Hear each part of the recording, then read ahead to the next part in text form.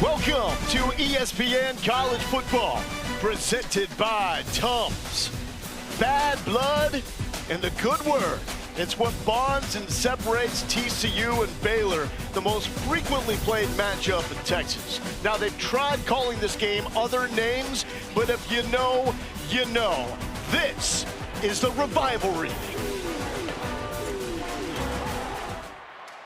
TCU and Baylor have played a lot of close games historically. One of the more unsung rivalries in the state of Texas that dates back to 1899.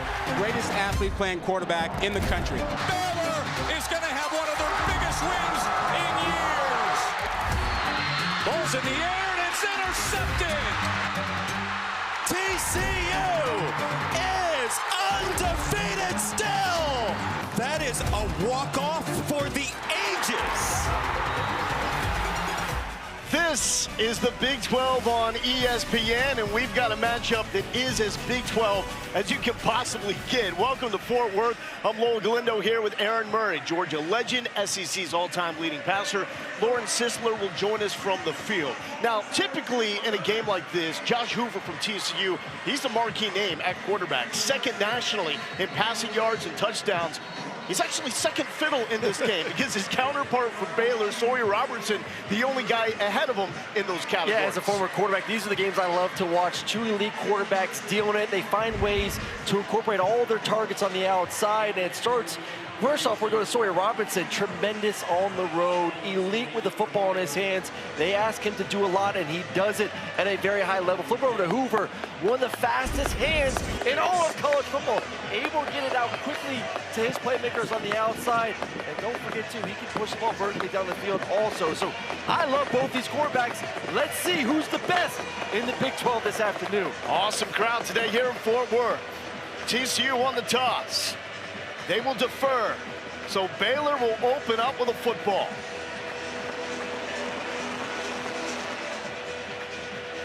TCU has won 8 of the last 10 in the Revivalry. Baylor got them last year. And a return opportunity for Cole Wilson. Wilson finding the crease, tripped up shy of the 25-yard line, and that's where we will see Sawyer Robertson for the first time today. What is his game? His game is everything. He really does a great job getting everyone involved once again. But when you do the scouting report on number 13, really there's the things that jump out to me. As I said, spreading the ball, 4 receivers with over 300 yards receiving this season. High football IQ, able to get them in and out of good plays. And then the short game accuracy is on a different level as well. Never hurts when you got the most dominant tight end in the nation in there. Big number 1 in white, Michael Trick. Starting on the ground with Bryson Washington, most carries in the Big 12, 4th most rushing yards. Now, Baylor is coming off a bye week, focused on starting fast. They cannot bank on a 14-point fourth quarter comeback like they had their last game against Kansas State. Robertson looking for the adjustment and a little miscommunication there, looking for Ashton Hawkins. Well, this is a TCU defense, which is one of the best on first and second downs in the country. The problem is, Lo, they're not very good on third down. Average yards a gain on third down for this defense, 7.7 yards. They get the job done, but now they got to figure out a way to get off the field. 44% on third down for TCU, 116 in the FBS.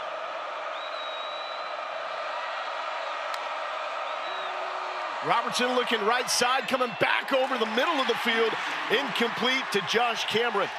And a 3-and-out forced by TCU. And that's a miss throw. We talk about the accuracy from Sawyer Robertson. He had it right there, what we call a smash concept to the boundary. Over under read on that corner. Corner jumps the out route underneath, and you see the perfect gap. Put it on your big number 34, and you got a first down and extend the drive.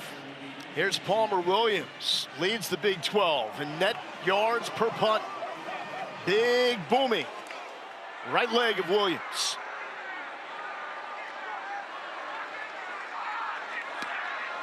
Away clean. Jordan Dwyer has a chance from the 21. To the 30, rips through an arm tackle. And the 30-yard line is where we will see Josh Hoover. Quarterback, give me the scout report on this elite quarterback. Well, I brought it up in the open a little bit, but his ability to get the ball out with his quick hands and just overall athleticism, 2.5 seconds is on average. It's tough on a defense to be able to pin their ears back and get after him. And then the eye manipulation, being able to move second-level defenders to create space for his receivers to catch the football. Something about playing Baylor as well. Third crack at the Bears, 78%, 4 touchdowns, no picks in the previous 2.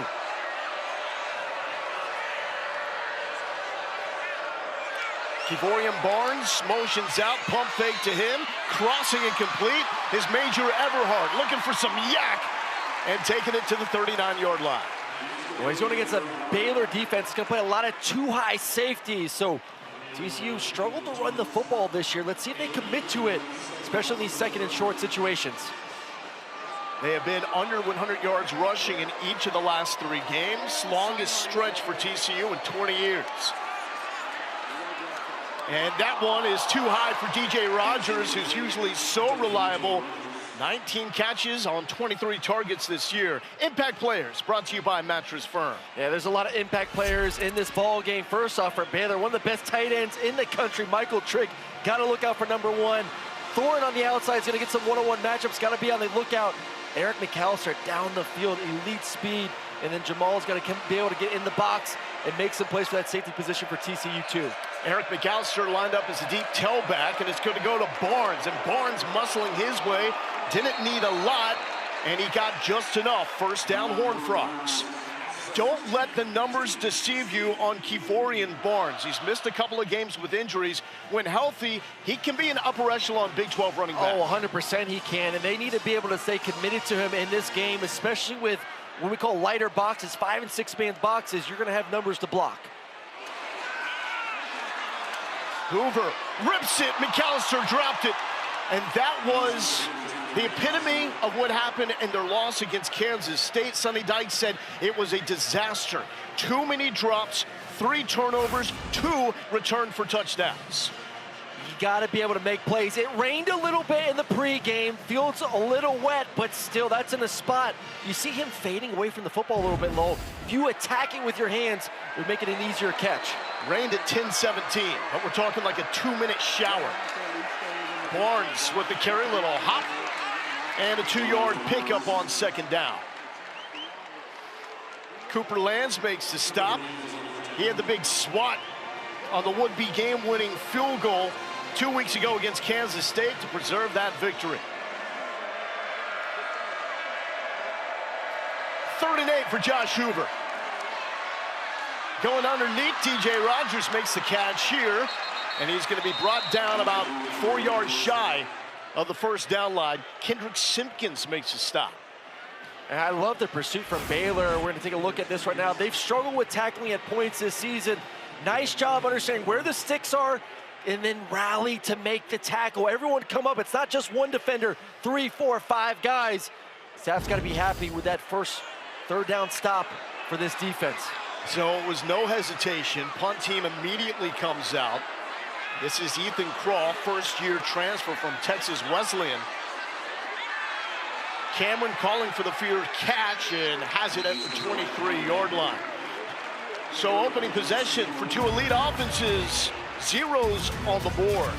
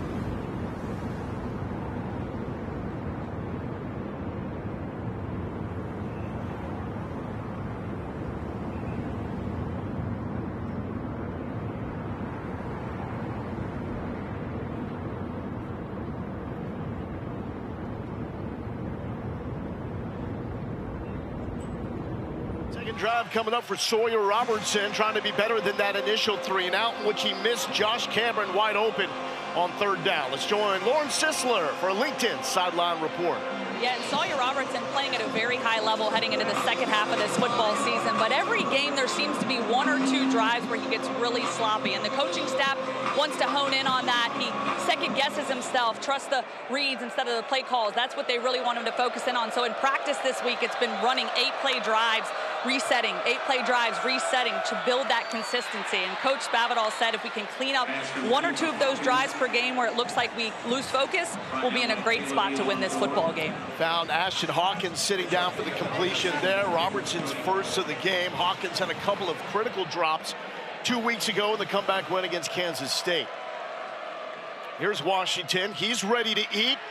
Why not? Went for a career high 196 yards with 4 touchdowns last year against the Frogs. Well, I love their new plan right now with Washington as well. I'm not giving him the ball as much as they did early on in the season where they relied on him over 60% of the time. When he's getting it, he's a lot more fresh right now. Looking for Trigg, batted down, pressure at his face.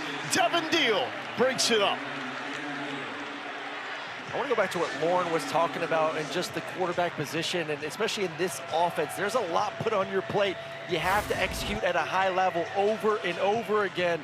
Nice defensive play knocking that down. But you're going to make some mistakes, but you have to be able to give yourself a word or two to stay focused each and every time. Certainly is another level there for Robertson. Despite his numbers, a lot of it because of volume. That's a rip. Trigg in and out. Incomplete or fumble? Incomplete. Michael Trigg, that's the only hiccup in his game. 6th drop. That's among the national leaders this season. Well, you have to understand, too, going across the middle of the field, you have to catch it and lock it up. But really nice job by Johnson, our impact player of the game, for TCU on that side of the football, coming in there understanding, hey, big physical tight end, I got to be just as physical to knock the ball out. 3rd and 10. 4-man rush. Game's in the middle. Flag is down. Washington, open field tackle made by Austin Jordan. And it's going to be a hold on Baylor. Holding, offense number 74, that penalty is declined. 4th down. We're seeing a defense right now that we know can have success on 1st and 2nd down, but now having success early on in this game on 3rd down. That's been obviously the point of emphasis this week. Get off the field against this elite offense, put them in uncomfortable situations, and try to get our offense some good field position. TCU's number 13 is now wearing number 42.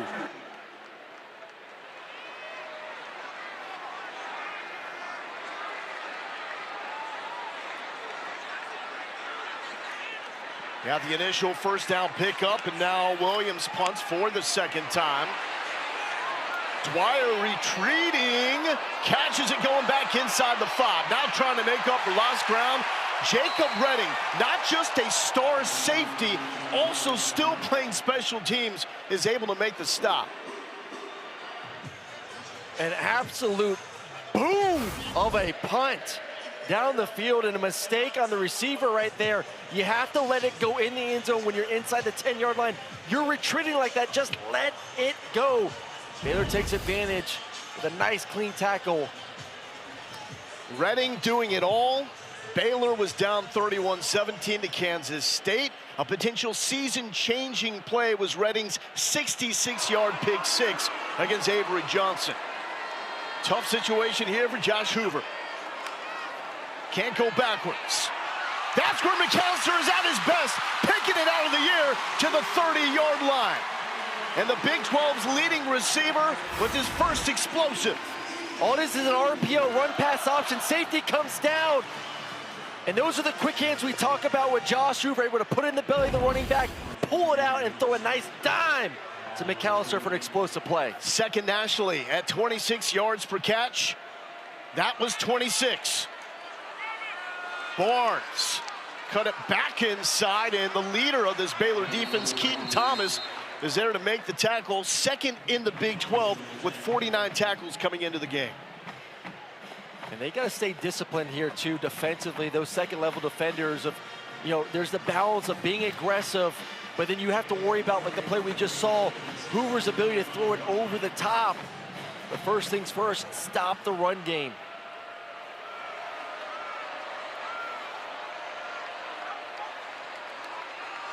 Hoover in rhythm. Jordan Dwyer, transfer from FCS Idaho. Second most catches in the Big 12 without a drop. He's reliable. I think you used a good word on their rhythm. These quarterbacks almost act like point guards. They see green grass, they understand where the weaknesses are in the defense, and they exploit it. So for these defenses, you have to change the picture post-snap. Show too high, go to single high. You can't let them know what's going on pre-snap and then stay in that defense. They look so much better than they did off the jump against Kansas State last week. Sonny Dykes told us, after a game like that, you just turn the page. McAllister popped, got out of it. Tough to bring him down, and Keaton Thomas finally does. Also getting assists from Kyler Jordan, who had McAllister's legs. Big point of emphasis for TCU. How can we get Eric McAllister the ball early? Sonny Dykes told us just one touch in the first half last week. Yeah, they have to find ways, not just deep balls down the field, but little touches to utilize his speed.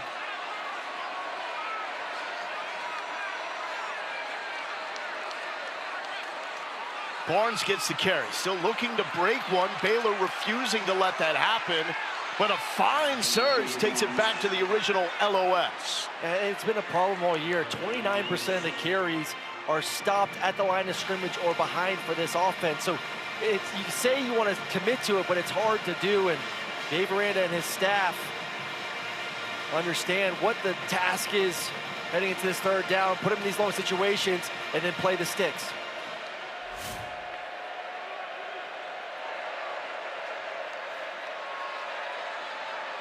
Hoover, all morning long to throw. Now wants to scramble. Throw on the run. Tight window and broken up. Caldre Williford. He's going to have to be huge for this Baylor defense. They are playing without a starting corner in Tevin Williams III. Yeah, it's the last thing you want is to be out a corner heading into this game, and tight coverage on the outside.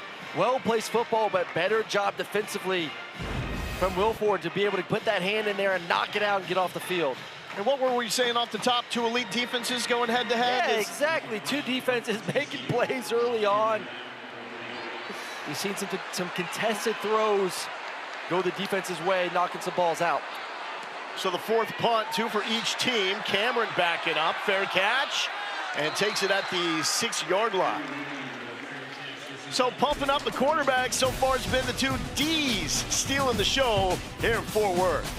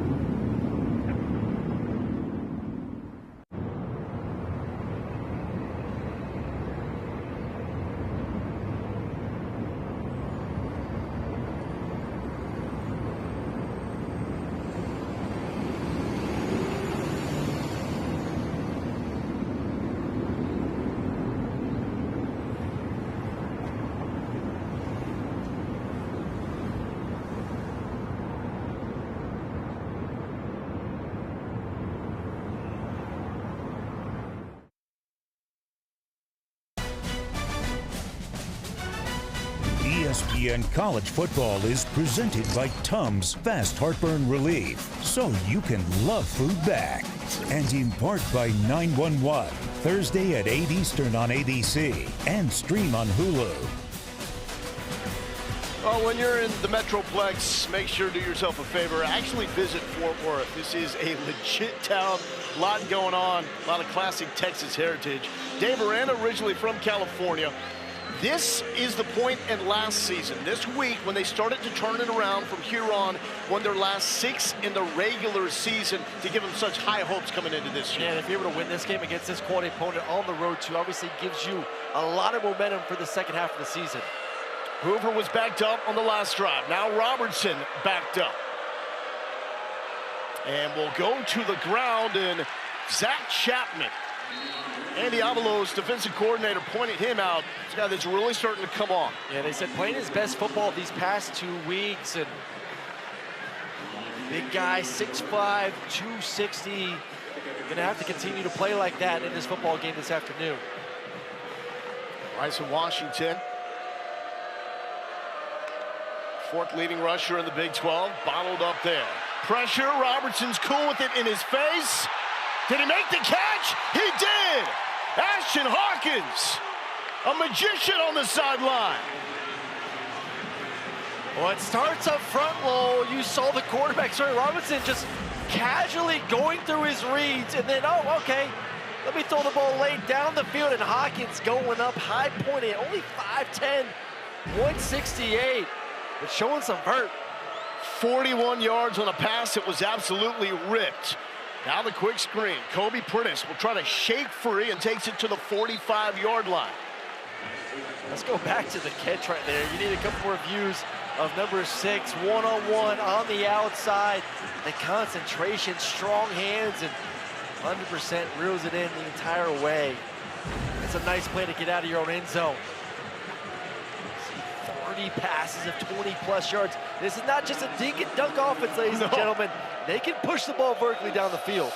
Only team in the country with 4 players with at least 300 receiving yards. Hawkins came into this game at 304, picked up 41 more there. 4-man rush. Robertson will roll, and he's popped. Dropped by Devin Deal, forcing the incompletion. Twice now, the big number 11 has been in Robertson's grill. I love number 11, and they're able to do so much because of it. They can go 4 down, they can go 3 down. His football IQ is on a different level. They're even at the 3-tech position. A little TE, tackle and stunt. It'll put the pressure on the quarterback. What a crowd today in Fort Worth for the 121st playing of the Revivalry. I'll need them here, 3rd and 7.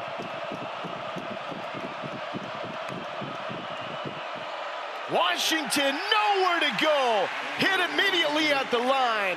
Nnamdi Obi-Izor, 21 tackles over the past 2 games. He is in rhythm. Love the defensive call. They got into somewhat of like a bear front and it allowed number 4 just to roam free. You see everyone's taken account for at the offensive line and no one is left. And then tackle the backfield, and Baylor goes for it more than anyone else in the country. Let's see what they got.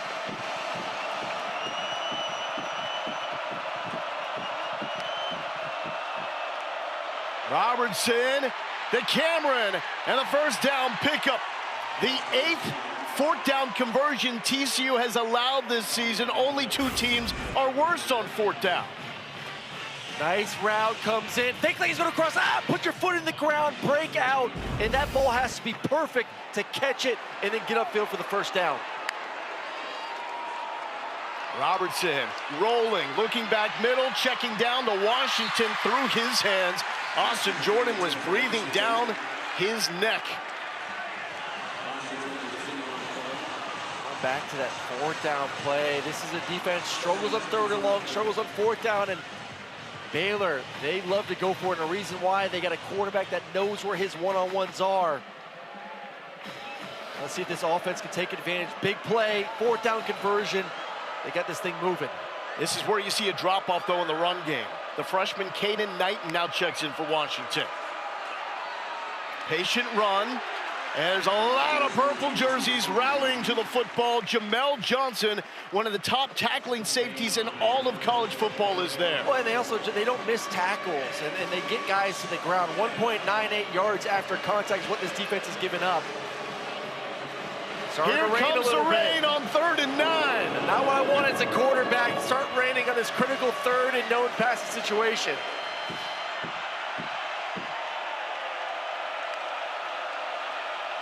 Cameron with the screen, drop shy. Can only imagine a 4th down attempt is coming up here.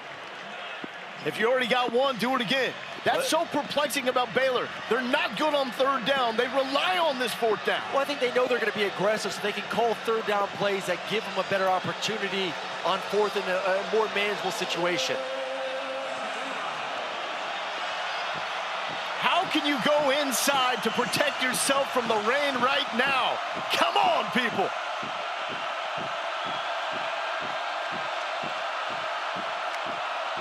Fourth and 5. Robertson floating it sideline. That's going to draw a flag. Ashton Hawkins was mugged by Channing Canada. Through a wounded duck. That ball was just a punt down there, but one-on-one. Pass interference, defense, number 7. 15-yard penalty and an automatic. First down. And Canada gets picked on. Lots of grabbing, falls down, pulls the helmet shoulder pads to the ground. Easy call. And now the rain starts to die a little bit. Hopefully the ball's dry for Robertson as the drive continues. 10th play of the drive. That's required 2 4th down conversions.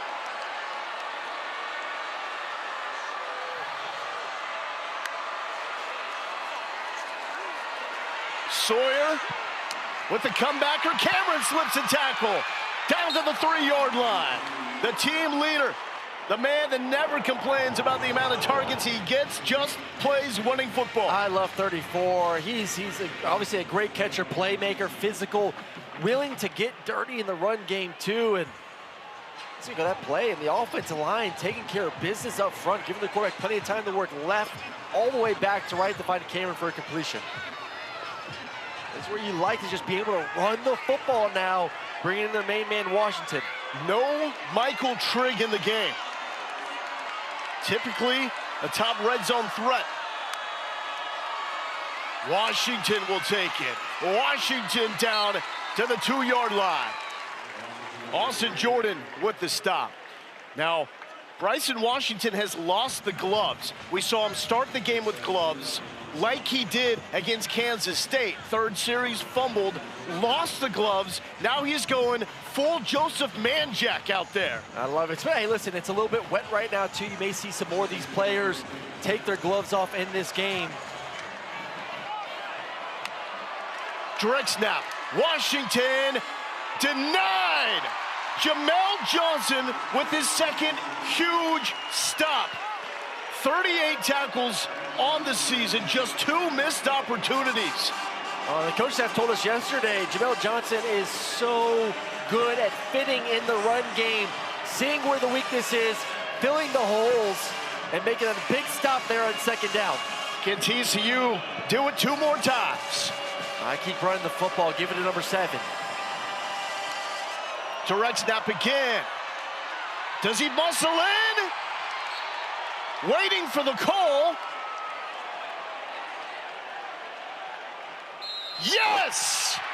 Bryson Washington caps the longest touchdown drive of the season for Baylor, 92 yards, which required 2 conversions on 4th down. The big back, and this is why they've been not using him as much the past couple weeks. Keep him healthy for situations like this. 216, using all of that to get in the end zone for the first score of the afternoon. Had the bye week, 19 carries, that was it the previous 2 games. I don't know if Washington's gonna be fresh at all from this point on, but after that, probably the freshest he's gonna get. A little fresher.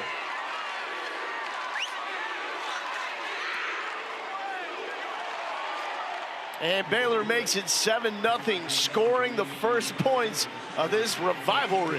What an incredible drive for the Baylor Bears. It started with Hawkins going up, a little Moss action. One-on-one, let me find one of my top receivers down the field. Couple fourth down conversions, and then a touchdown by their running back. Baylor's up 7-0.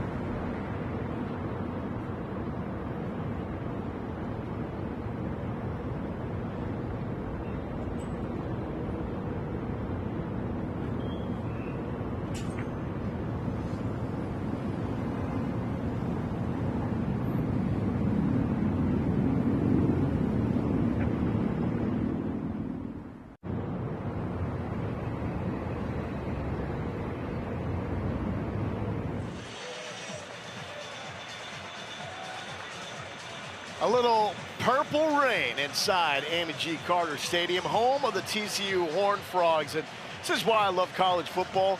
It doesn't matter what the elements are. You stay in your seat for your team. You tell them, well, what a drive. 13 plays, 92 yards over 6 minutes. This is going to sell to the back of the end zone. TCU football at the 25. Kevin Connors, hope the weather is well where you are.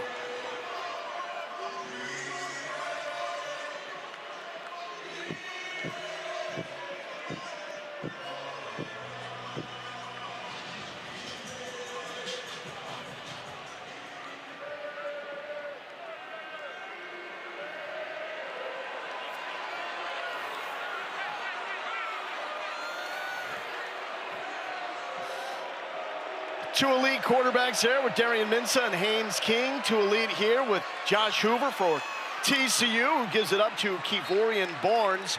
And on the other side, Sawyer Robertson. They are the top two leaders in the FBS in passing yards and passing touchdowns. However, it was Bryson Washington with the touchdown run on the third drive of the game for Baylor to start the scoring. Hoover, quick strike. And slipping out of the tackle is Jordan Dwyer. We got a bunch of Joseph Manjaks out here right now for TCU. 3 of the 4 receivers without gloves at the moment. We're concerned, though, how does it affect the quarterback throwing the football? We're going to find out.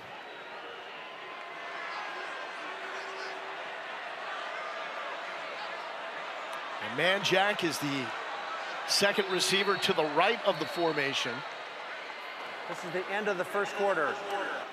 And that takes us to the end of the first quarter here in Fort Worth. Huge game for both these teams, trying to keep pace and stay alive in the race for the Big 12 title. Baylor leads 7-0.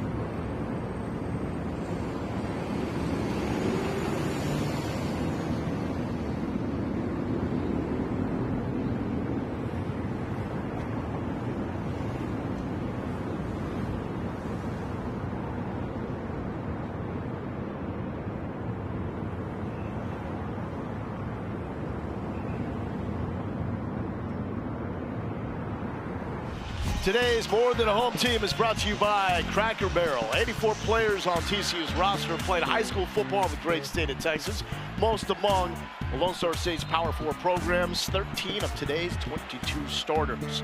Now, Baylor has shut out an opponent in a conference game in the first quarter for the first time since doing it here in 2023. Problem is what happened after that. TCU scored 42 points and won 42-17. Hoover to throw. McAllister goes up to bring that one down. Well, as we know, this is an offense that can score. They can score quickly. So, yeah, great job. Helped out by their offense. I think big thing, too, time of possession. Being on the field for 6 minutes of that one drive kept that defense off the field. Back to Barnes, looking for room. Breaks a tackle and fights through 2 more Bears. That's a first down pickup for Kevorian Barnes. Transfer from UTSA. He could be critical in a second half run. You would love to, just to be able to hold on to that time of possession for themselves, create a long drive, give their defense a break. Nice blocking up front, especially from the tight end, Chase Curtis. Keep rolling it. Both coaches telling us this game could come down to who runs the football more effectively. Well, you're going against a Baylor defense that primarily wants to be in some sort of too-high safety look, whether that's cover 2 or cover 4. You're seeing bigger bodies bringing in 2 tight ends this drive to be able to run the football, see if they stay at it. Barnes had 100 yards in his TCU debut against North Carolina. Been quiet and injured since then. Good shiftiness, and that's another first down pickup for the native of St. Augustine, Texas. Well, they continue to do what they do defensively, just play this lighter box with 2 safeties, and for TCU, take advantage of it. You see the rushing yards in the Big 12. They have to be better in this game. Another carry for Barnes. A lot of room to run. Stiff arm, but not enough to get away from DJ Coleman. He's the top tackler, doesn't miss many for the Baylor D. Well, the safeties and second level, third defensive level, the players have to make plays for this defense when they play this format against the run. Just too many blockers. You see the safeties. Look at this, 2 safeties high. 5 runs for Barnes on 7 plays this drive. Make it 6 for 8.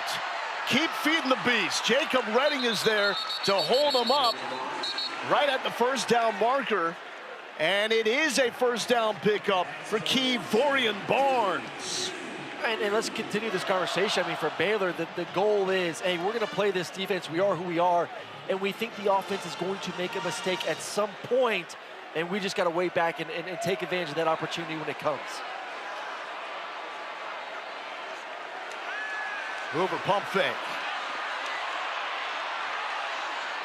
Sideline, McAllister bobbled it. High throw, incomplete. LeVar Thornton in coverage. Well, LeVar Thornton is the guy this defense needs to step up. We talk about them playing this too-high safety, but they are going to mix in some single high. They just have to do it. And he's someone that they believe very talented, a little bit inconsistent at times. He's got to be a difference maker in the ball game.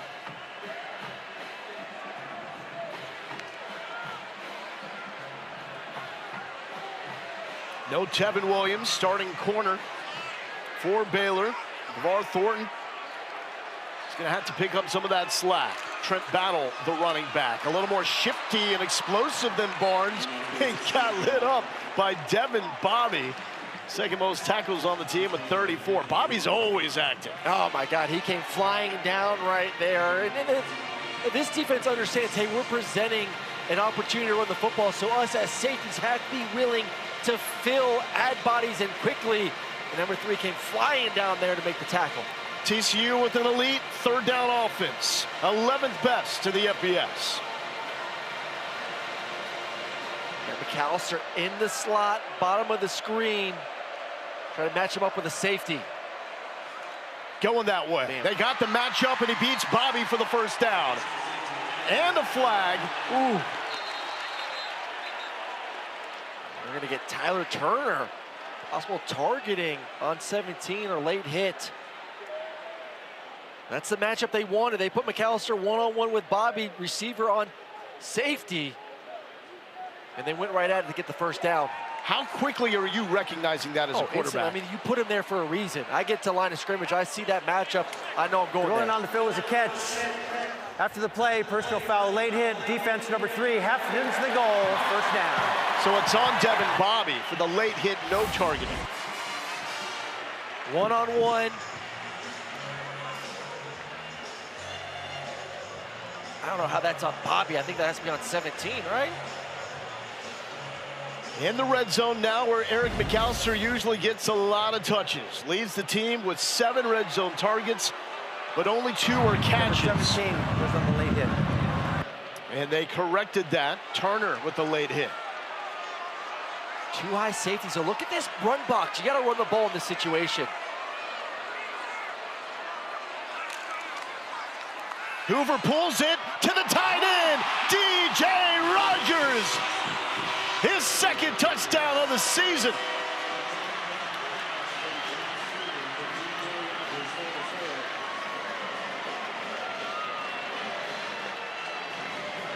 What do I know? Just throw the football. Little RPO, and all eyes are going to be on that middle safety.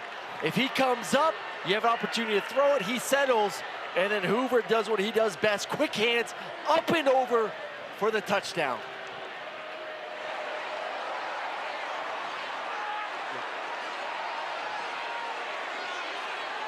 Well, all the attention on Michael Trigg. DJ Rogers is the man to find the end zone first. He's no slouch. He's now got 20 catches on the season. All eyes on 17. You're reading him right now. If he comes up, I'm going to replace him with my talented tight end. He comes up and over. And TCU is on the board.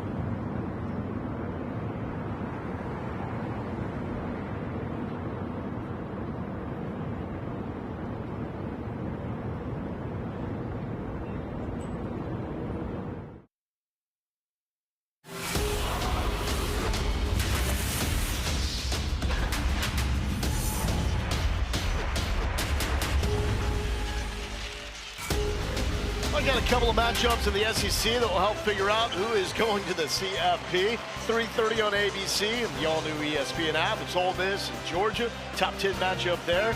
7:30, Alabama and Tennessee. Into the end zone, Baylor football at the 25-yard line. Now, this is a matchup that can launch you to national prestige. Heck, in the case of RG3, win you a Heisman. 2011, it was an upset against a top 15 TCU team to open up the season. RG3, 359 yards, 5 touchdowns. They won this on a field goal, and then Robert Griffin III, the great one, won the Heisman, and he has himself a statue in Wake. A well-deserved statue after what he did that season. Absolutely terrific, and a great way to kick off his Heisman campaign with a rivalry game victory. Art Briles, his head coach. Briles' son, Kendall, the OC for TCU. Robertson, just so calm in that one. Out of reach there for the freshman, Caden Knighton. Where do you see him, though, from his pocket demeanor? Well, he's got all day. It looks like he's playing 7-on-7 back there. You see right there, he's working all the way from right back to left. Usually makes that throw. Been a little bit inaccurate, a couple drops. See the 7-14, the rain has calmed down. So hopefully we see some of these playmakers reel in some of those catches that were missed early on. No one has more passing yards and touchdowns this season than Sawyer Robertson. He's got 77 yards, no touchdowns so far. Inside pressure, gets away from Zach Chapman. Ball is tipped, nearly caught, nearly picked off by Caleb Elarms Orr. Wild sequence. Hey, quarterback's worst nightmare when that ball gets popped up in the air. You're just praying someone on offense can knock it down or it falls safely. Now 3rd and long situation. See if these fans can make some noise. And #1 trick in the slot, you have to find a way to start getting him more involved in the game.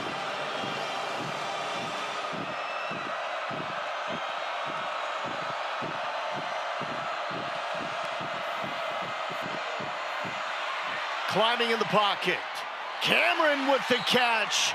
A little behind him, but it does not matter for the sure-handed standout from Cedar Park, Texas. Once again, the offensive line doing the job that needs to be done up front, and then a quarterback just methodically moving up in the pocket, keeps his eyes up, and delivers a strike. The freshman from Oklahoma, Knighton, trying to get small, and it works. He picks up 5 yards. Obi Izor with the tackle. He did try to get small there, though. He looked like, I don't know if he was preparing for contact or trying to hide behind this big offensive line, but weaseled his way in there for a nice gain on 1st down. It's been a good offensive line. Fugar, Lingel on the left side. Both of those players, the 2nd most snaps in college football at their respective spots. And Knighton still fights, gets a yard. It's been an interesting study watching Knighton. He's had to pick up a lot of the slack. Dawson Pendergrass was supposed to be the two-headed beast with Bryson Washington. He gets hurt in preseason camp. So now Knighton has to pick up slack, and it's done a solid job, but there has been some boneheaded plays, like last week, an 11-yard loss where he was trying to do too much. Listen, he's just a freshman. I think that's the problem right now, especially in these 3rd down situations, relying on freshman running backs to go out there, especially in pass protection, and get the job done. And Turner, another freshman, checks in. Play action, wide open, missed him. Kobe Prentice was gonna waltz into the end zone, and just too much hot sauce from Sawyer Robertson. And the ball was just too low. You have to be able to get that up to give your guy an opportunity to make a play on it where he's not diving, because they set it up perfectly on the outside. Both defenders coming up to stop the little bubble screen. And he knows it, man. You put it on a talented receiver, he has a chance. And as we know, Baylor's going to go for it on 4th down. Going for it on the 3rd time. First 2 have been successful, a catch and a PI. Pressure, Deal was on him, and Deal does it. Devin has taken over this game. 3rd time he's been in the mug of Sawyer Robertson. Move number 11 around. He is an absolute disruptor at the defense position. Finally, a 4th down, and the defense finds a way to get off the field and give their offense a great field possession.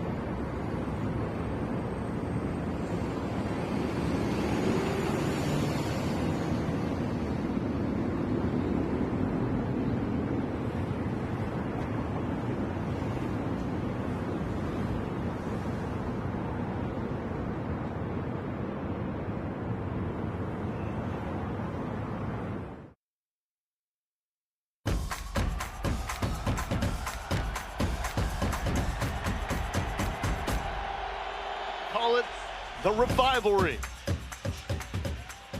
121st meeting all time between TCU and Baylor. Usually we're talking like 60 to 58, 45, 43. We got a defensive showdown here. Sonny Dykes a little frustrated, said we're disappointed with the way the season has started. We got a lot of time left. Now, ESPN FPI actually projects them to run the table with the exception of a loss on the road against BYU and Provo, trying to avoid their third Big 12 loss, which would probably knock them out of the race. That's Jordan Dwyer with the catch here on first down. It's a talented football team, no doubt about it. Like you said, a little upset with some of the games they played. I feel like they've not reached their full potential. They got dudes on both sides. They can win a lot of games down the stretch. Barnes wants all that heat. Keaton Thomas is there to make the stop. That's tackle number 7. He's got a tackle on 25% of the snaps in this game. Sis. Yeah, Coach Dykes pointed out that they've won more games than anybody in the Big 12 over the last 2 years, but it doesn't feel that way right now. That tells you how high the bar has gotten. People are going to have to reset their expectations because, y'all, the Big 12 is wild. Anybody can beat anybody, but he said the message here, relax, have fun, don't forget who you are. Hoover wants to throw it, and that's twice now he's sailed passes high to Eric McAllister, 6'3", 205. And those are the plays that they want to be able to get McAllister the football. It's not just, hey, this guy can run go balls or he can run a post route, but can we get him involved in the intermediate game? And that one right there is an easy completion. Yeah, you got to kind of maneuver around a blitzing linebacker, but still should have been a completion. Joseph Manjack, coming off a one-catch game at Kansas State, only 8 yards, has not been targeted by Josh Hoover yet. Also have not seen Ed Small, the freshman dealing with turf toe. There is Barnes. He is ready for a fight. Physical brand of football he's bringing to this team. And I think you just have to stay committed as an offensive staff. Like, yeah, you want to do all this passing and throwing, but you can just hand the number 2 and get 3-4 yards. Do that on first and second down. Don't wait for second down just to hand it and get some positive yards against a defense where you don't love throwing it. Raining the hardest it has since the start of this game. 3rd and 7. Well, this is what they like, the screen game, especially the number 14. Manjack, like you said, has not been involved yet in the game. See if they can find him. Try off those hands, big boy. Barnes to the left side. He's got room. Devin Bobby brings him down. There is a flag down in the backfield. It looks like Josh Hoover is a little shaken up. Look at the left tackle get out there in space. Able to log the defensive end. Holding offense, number 56, 10-yard penalty from the previous spot. That was third down. That was just frustration on the face of Hoover. Oh, man, unfortunate because it was set up perfectly. You get a defensive end crashing, logged him inside, but still get the holding call. And it is coming down right now. What does this do for a quarterback, these conditions? Yeah, you wish you could talk back to the coach and say, please don't make me throw it down the field. Screens, hand the football off. How about our student section, though? Attaway TCU showed up early for an 11 a.m. local kick, and you're still here with this downpour. 3rd and 17. Hoover just guides that to Dwyer. Did he lose control, lose grip there? That looked different. Yes, but it's ball soaking wet. It's going to be different. You are just essentially trying to push it out. There are certain quarterbacks, usually bigger hands, can handle the weather a little bit better than others. But yeah, it's difficult, man, to be able to throw that football. And you see from a receiver standpoint too, not trusting your hands to catch it and letting that ball come into your body too much. So the key hold moves them back. Would have been a first down. Now they got a punt. Cameron lets this one sail into the end zone, so it's going to be Baylor football at the 20. It's getting loud. It certainly is wet here inside Amon G. Carter Stadium.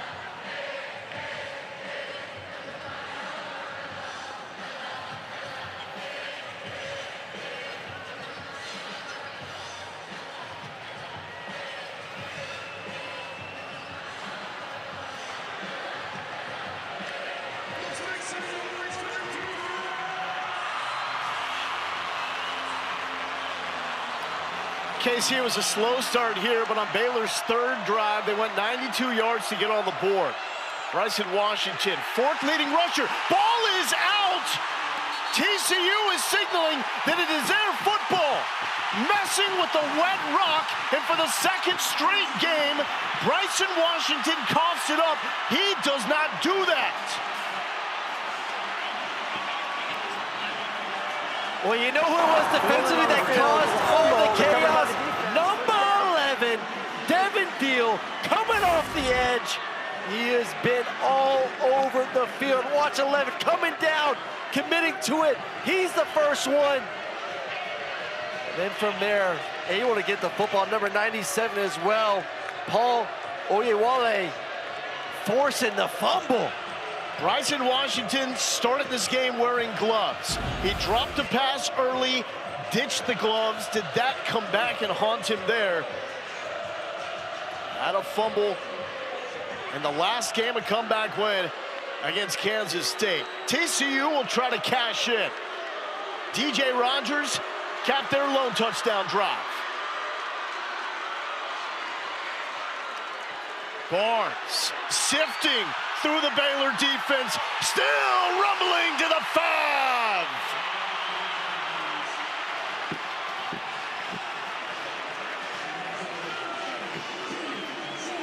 Quick to the line. First and goal, Frogs. Barnes wants it, can smell it, getting the push. End zone. Kevorian Barnes will not be denied.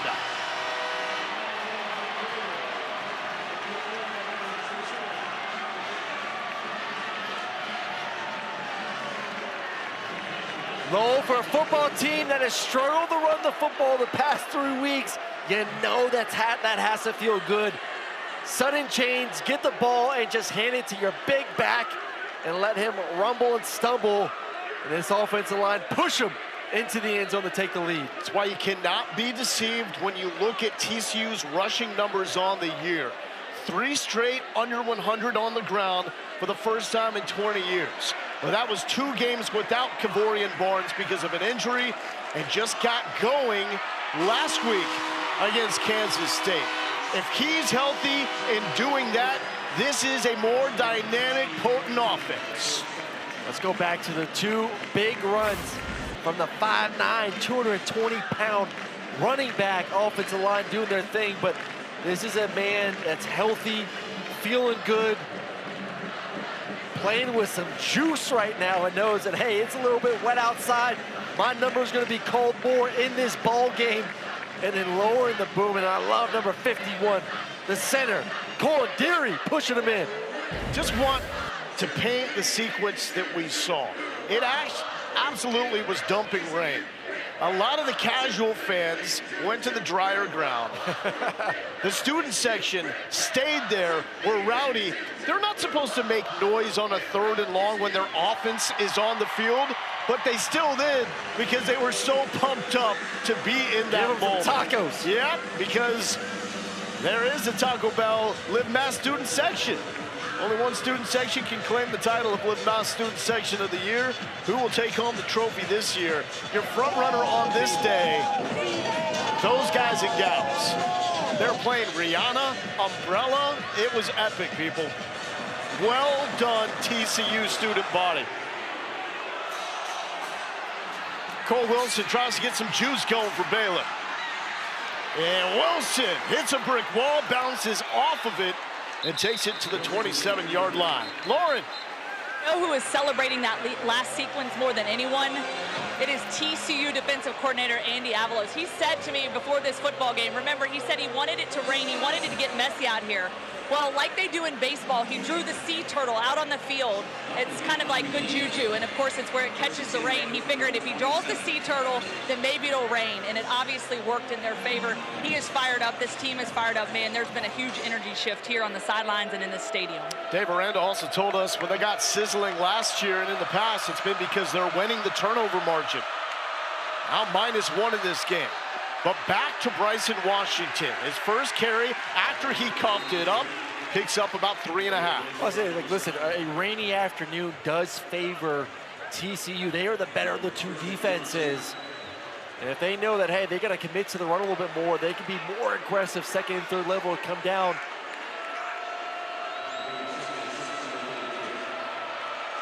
Heavy workload for Washington this season. No running back at the Big 12 with more carries. Sawyer Robertson looking sideline, broken up by Javon McIver.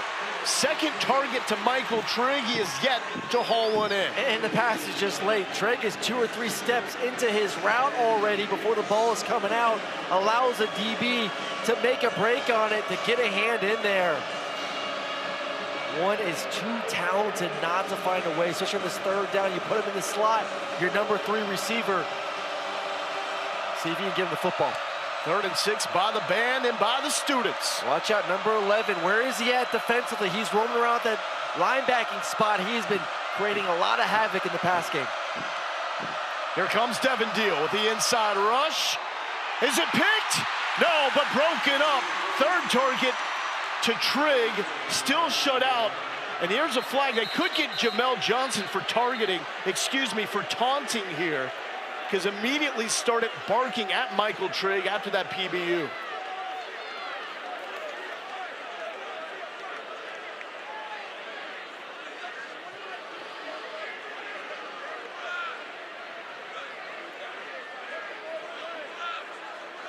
Talking, a lot of excitement, obviously very passionate game right now after the last defensive possession, getting the turnover. After the play, unsportsmanlike defense number 2 for taunting.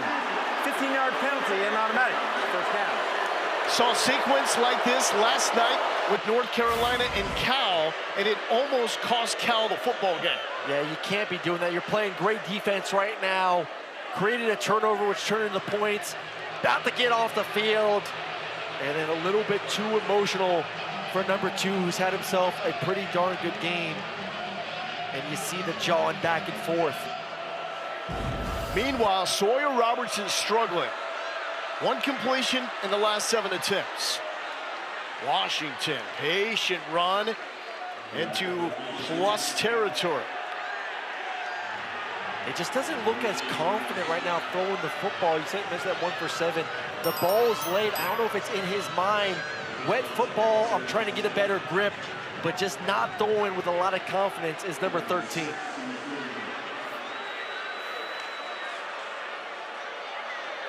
And he's got time, but runs out of it. And that's what Baylor fans want to see him do more. Use the legs. Takes this to the 45. Well, use your legs, because so many defenses are dropping 7, dropping 8, trying to cover this passing attack on the back end. There's room for him to run the football. You see there's nothing open down the field. It's only a 4-man rush. Linebackers are dropping. Get up there and get some positive yards. Now we get knowing, hey, we had 2 more downs to get a first here. 3rd and 2, right up the gut. Michael Turner to the 30, and the freshman comes up with one of his biggest runs on the year. Well, Caleb Elarms or just overplays it. Watch number 3, comes all the way to the other side, and he said, thank you very much. Leave a big gap for the speedy number 23, Michael Turner, to hit it for the first down. 4-star recruit out of North Richland Hills.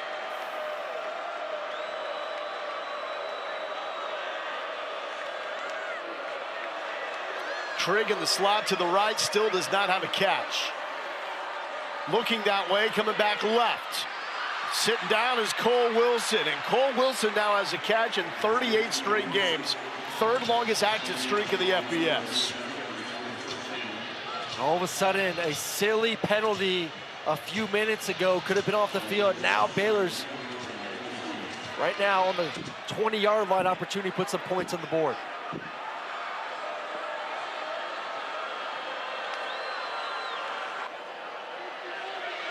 Robertson, flag is out, avoids the pressure, and we'll just take this back to the line of scrimmage.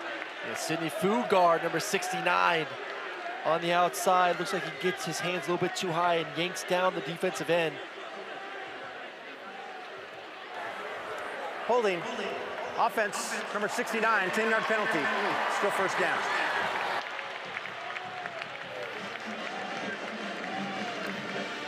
On your screen, 69. Good move, and who did you buy? Number 11. I absolutely love Devin Beal. He makes this defense's front seven go with everything he's able to do, and then just a motor through the roof. Fugard came into this with 8 penalties called against him. Only 2 players in the FBS with more. And there's the DC, Andy Avalos. Back to the freshman, who tries to find some daylight to the 25. I like the commitment right now to the run game and giving Bryson Washington a little bit of a break after the fumble, the last possession, allowing these young running backs to get in here, get some touches.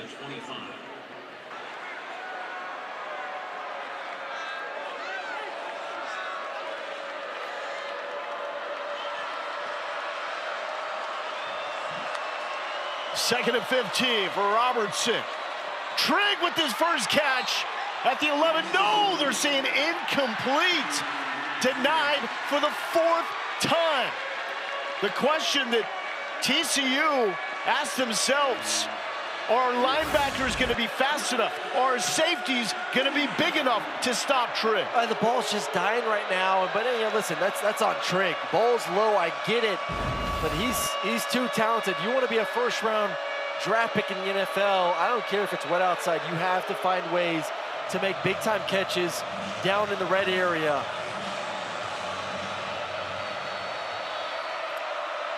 Crowd is a factor. Robertson against the 4-man rush. No one home. It looked like he wanted Trigg, but obvious miscommunication, not on the same page. Field goal team coming out. Yeah, Trigg's breaking in. He wants him to break out. I don't know if it's one of their option routes that they like to do with their receivers. And that's the beauty about this offense. When they see green grass, guys are able to go to it. But does cause some situations like that where one guy thinks one way and the other one's thinking the other. Connor Hawkins was the hero of the last game. Had a 53-yard game winner against Kansas State. This from 43. And it is money. So Baylor with the bounce back. The man probably taking the biggest sigh of relief is Jamel Johnson, who is called for that taunting penalty. Yeah. You'd much rather it be 3 than 7. You'd much rather it be no points at all. True. And your offense hit the ball with more time. I think that's the thing, too. You gave up 3 points, but you also gave up precious time. We're still 2 minutes to go. Your offense should have the ability to go down there and try to score some points. It's like 3 more possessions in the Big 12 before that happens. That's plenty of time. For 20 years, All-State has celebrated every field goal and extra point made at participating universities by donating to the university's athletic scholarship fund, supporting all students. Thank you to All-State. Slow start here, and a nice, cool, fall-feeling day in Fort Worth. On the 3rd drive of the game, however, 2 big plays from Ashton Hawkins, including a PI on 4th down, set up Bryson Washington's touchdown run to make it 7-0 Baylor. TCU came back with a 75-yard, 12-play touchdown drive, with Josh Hoover finding his tight end DJ Rogers. And we had Barnes finding the end zone with the help from his O-line to make it 14-7. And that field goal makes it 14-10. Jacoby Hayes from the goal line and takes it to the 23-yard line. That brings us to the 2-minute timeout. This is the TCU 2-minute will timeout. try to add for the half.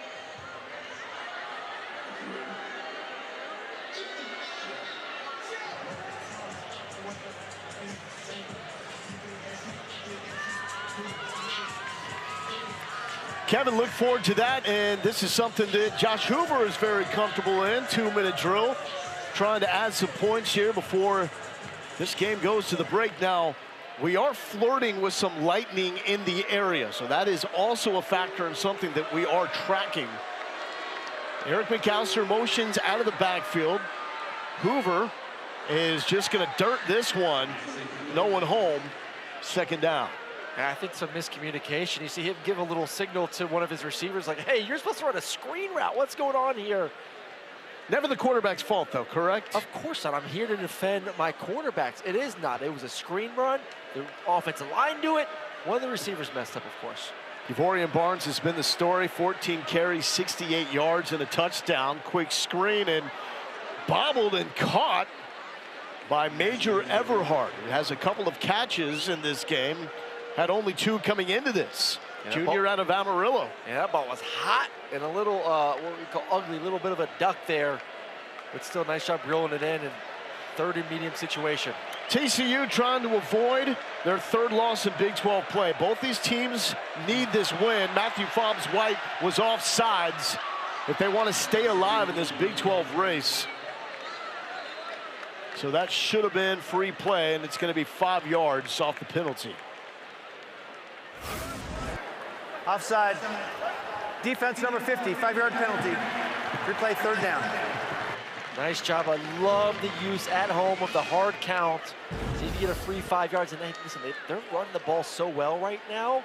This gives them that opportunity where if it is a favorable box to just hand the football off, give it to number 2 and see what he can do with it to get the 1st down. Barnes is not going to be in the game. It's going to be Jeremy Payne, but he's out at the top of the formation on the left side. Empty for Hoover and a flag. And it's going to be movement against TCU. So you got 5 yards, now you give them back. Love that, don't you? False start. Offense number 54, 5-yard penalty.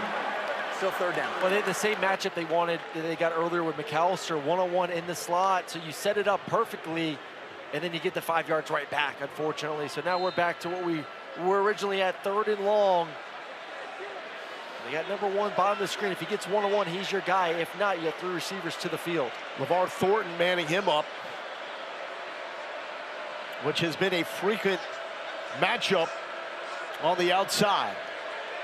And that's it right there, Thornton and McAllister. 4-man rush, Hoover is comfortable, and so is DJ Rogers, his 2nd catch. Caleb Burns gonna break that one up. A huge 3rd down conversion, stay on the field, plenty of time right now. All 3 timeouts, feels like an eternity for this offense.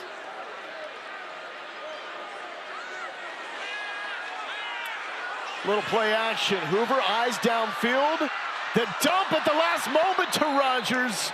And let me correct myself. That is now catch number 4 for the senior tight end out of Washington. Yeah, he's having himself a ball game. Even a few plays ago on that 3rd down. Really does a nice job working with his quarterback. And same thing here. Staying alive, just playing basketball. That's all it is. Defender comes up, pitch it right over his head to get the completion. Kendall Briles told us coming into this game, scrambles from Josh Hoover would be critical. Into the belly of Jeremy Payne, and he is upended by LeVar Thornton in the run game. I also brought up, too, DJ Rogers. They're waiting for his breakout game. They love his talent, love his skill set, and he's having a great 1st half at the moment. 5th straight game with at least 3 catches for big number 0. Back to the ground, and in the backfield is Jackie Marshall, a name that we thought we would call a lot more. Makes a stop, but not before a 1st down pickup. 57 seconds. You know, the goal is offensively, you still want to save 1 timeout in your back pocket for the kicker.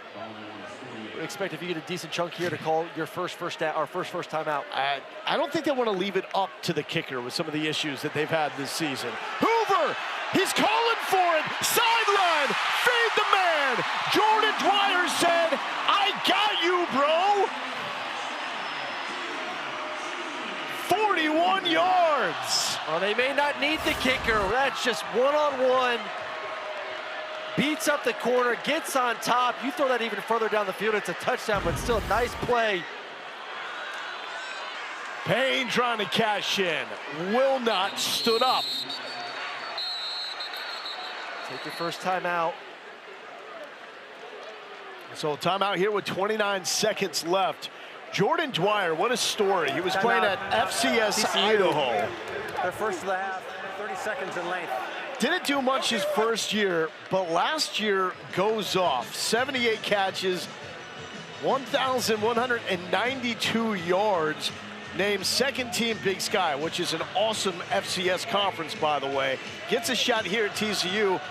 He's fit in nicely with this receiving core. Boy, just, incredible chemistry with Hoover this season, especially early on, and has been the same since early on in the season. They want to get him back going because of his playmaking ability. And we talk about Baylor and all their skill guys all the time, but man, you look at this offense, McAllister, Dwyer, the tight end, a lot of weapons for Hoover to play with. Sis.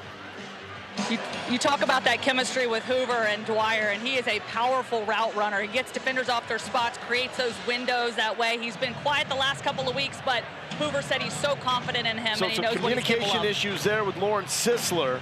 We'll set the scene here. Second and goal, 29 seconds left, 2 timeouts for TCU. Last time down, it was a run for a touchdown with Barnes. First time down, DJ Rogers with a touchdown. Payne in motion. Hoover will run. There was some daylight there, but it condensed quickly. Caleb Burns with his second straight stop. Well, they thought they were going to get a light box, but they're actually bringing what we call a Saul blitz. Blitzers from the outside, so everyone in the inside can essentially pinch in from the defensive tackle, defensive end, and those holes close pretty quickly. TCU, their second of the half, 30 seconds in length. And now Please we put do the have game that. clock to 15 Now seconds, only please. one timeout to go. Third and goal, so you can still throw this somewhere in bounds, obviously, and not in the end zone, and still call a timeout and have one play to go here with 15 seconds to go in the second half. What do you think, this part of the field, Eric McAllister, the fade game, trying to do something back shoulder with him? Well, I like him. I also like DJ Rogers. I think DJ's playing at a very high level this first half, and obviously has the one touchdown to get things going earlier for this offense. So I think at the moment, Eric, 6'3", number 1, but also if you get DJ Rogers somewhere in the slot matched up, I really like the way he's been playing. TCU looking for the 2-for-1. They will get the football to start off the second half. Barnes checks back in. Hoover is 4 for 5, 63 yards on this drive. Started with just less than 2 minutes. And now Baylor is going to want to talk this out. And this is the chess game right now. Timeout. Baylor. Their first of the half, 30 seconds in length. Baylor calling a timeout, expecting TCU to bring out their best play in that situation. Now TCU has got to go back to the drawing board, figure out, do we want to stay with what we got, or we do something different? Well, this week we have a Monday Night Football doubleheader. At 7 Eastern on ESPN and ABC, it's the Bucs Lions. Then at 10 Eastern on ESPN, Texans Seahawks. Both games also available on ESPN Deportes and the all-new ESPN app. TCU looking so much better after a game that Sonny Dykes described as a disaster. Too many drops, 3 turnovers, 2 of them returned, 4 touchdowns. Got them a little while to get going, but now trying to cash in here and extend what is a 4-point lead before the break. Well, no DJ Rogers in this one, so all eyes gonna be on the outsides, 1 and 7. See if you get the matchup with either of those guys. Thornton is on McAllister, right side of the formation, bottom of the screen. Going to the other side, Dwyer got in! Slipping past Devin Bobby. Jordan Dwyer does the thing.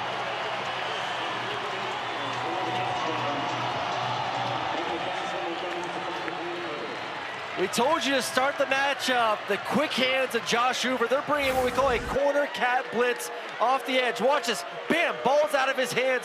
Puts it pinpoint accuracy before that safety can come over to replace the blitzing corner. Quick hands, beautiful accuracy, and another touchdown for the Horned Frogs. That was the Hoover and Dwyer touchdown drive. Dwyer found himself in one-on-one coverage, signaled to his quarterback, get me the football. Hoover did, and it set up that touchdown grab. Let's go back and get a couple more views at this touchdown and show you that corner cat blitzing into the boundary. He's coming off the edge, and that safety's got to feel that responsibility. But Hoover, with the quick hands, dealing those cards a little bit too fast for the defense to get over there. And then puts it in a spot where his guy can catch it and spin his way on into the end zone. Bam! Quick release, pinpoint accuracy, tutty juice. Loves playing Baylor. In his third matchup against the Bears, he now has 6 touchdown passes, no interceptions. Also not too shabby this season right here at Amon G. Carter Stadium. 15 touchdowns, 1 interception. So this is the perfect scenario for Josh Hoover. They call it the Revivalry. Longest played, most frequent rivalry matchup in the state of Texas between 2 Christian universities. TCU has won 8 of the last 10. Baylor got him last year. Cole Wilson scooting through traffic. And there is the stop made by Javon McIver. Well, tomorrow on ESPN at 10 a.m. Eastern, Sunday NFL Countdown goes all access before the Vikings-Eagles game at Justin Jefferson's Flight School. Plus, live from Big D, a look at the NFC East showdown between Jaden Daniels and Dak Prescott, and Randy's best catches of the week, and you got mossed. Michael Trigg has been mossing dudes all season long. Had 2 one-handed catches 2 weeks ago in the last game against Kansas State. 5 targets, no receptions. This will be on the ground, taking us to the half. Caden Knighton with the final carry. Baylor struck first, touchdown on their 3rd drive, but it's been all TCU from there with the fumble from Bryson Washington, proving not a backbreaker, but a real difference maker in this first half. Yeah, this TCU defense has been absolutely tenacious. 3 of those points given up after a penalty, a silly penalty, which could have got them off the field too. So they've gotten the job done all first half. Let's check in with Lauren. Coach, you're down 11, sloppy conditions out here. What were your biggest takeaways in the first half? We have to get aligned better to a certain personnel group they have defensively, and we're going to have to execute. We have a chance to get off the field on 3rd down, and we kind of self-destruct. I think offensively, we've got to take care of the football and get the running game going. We have not been in rhythm really since the early part of the game. Thanks, Coach. Thank you.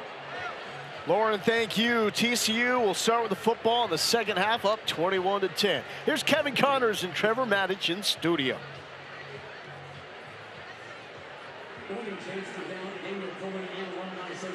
President Maria Mason on the field is Tyler Smith and Marshawn Evans Daniels.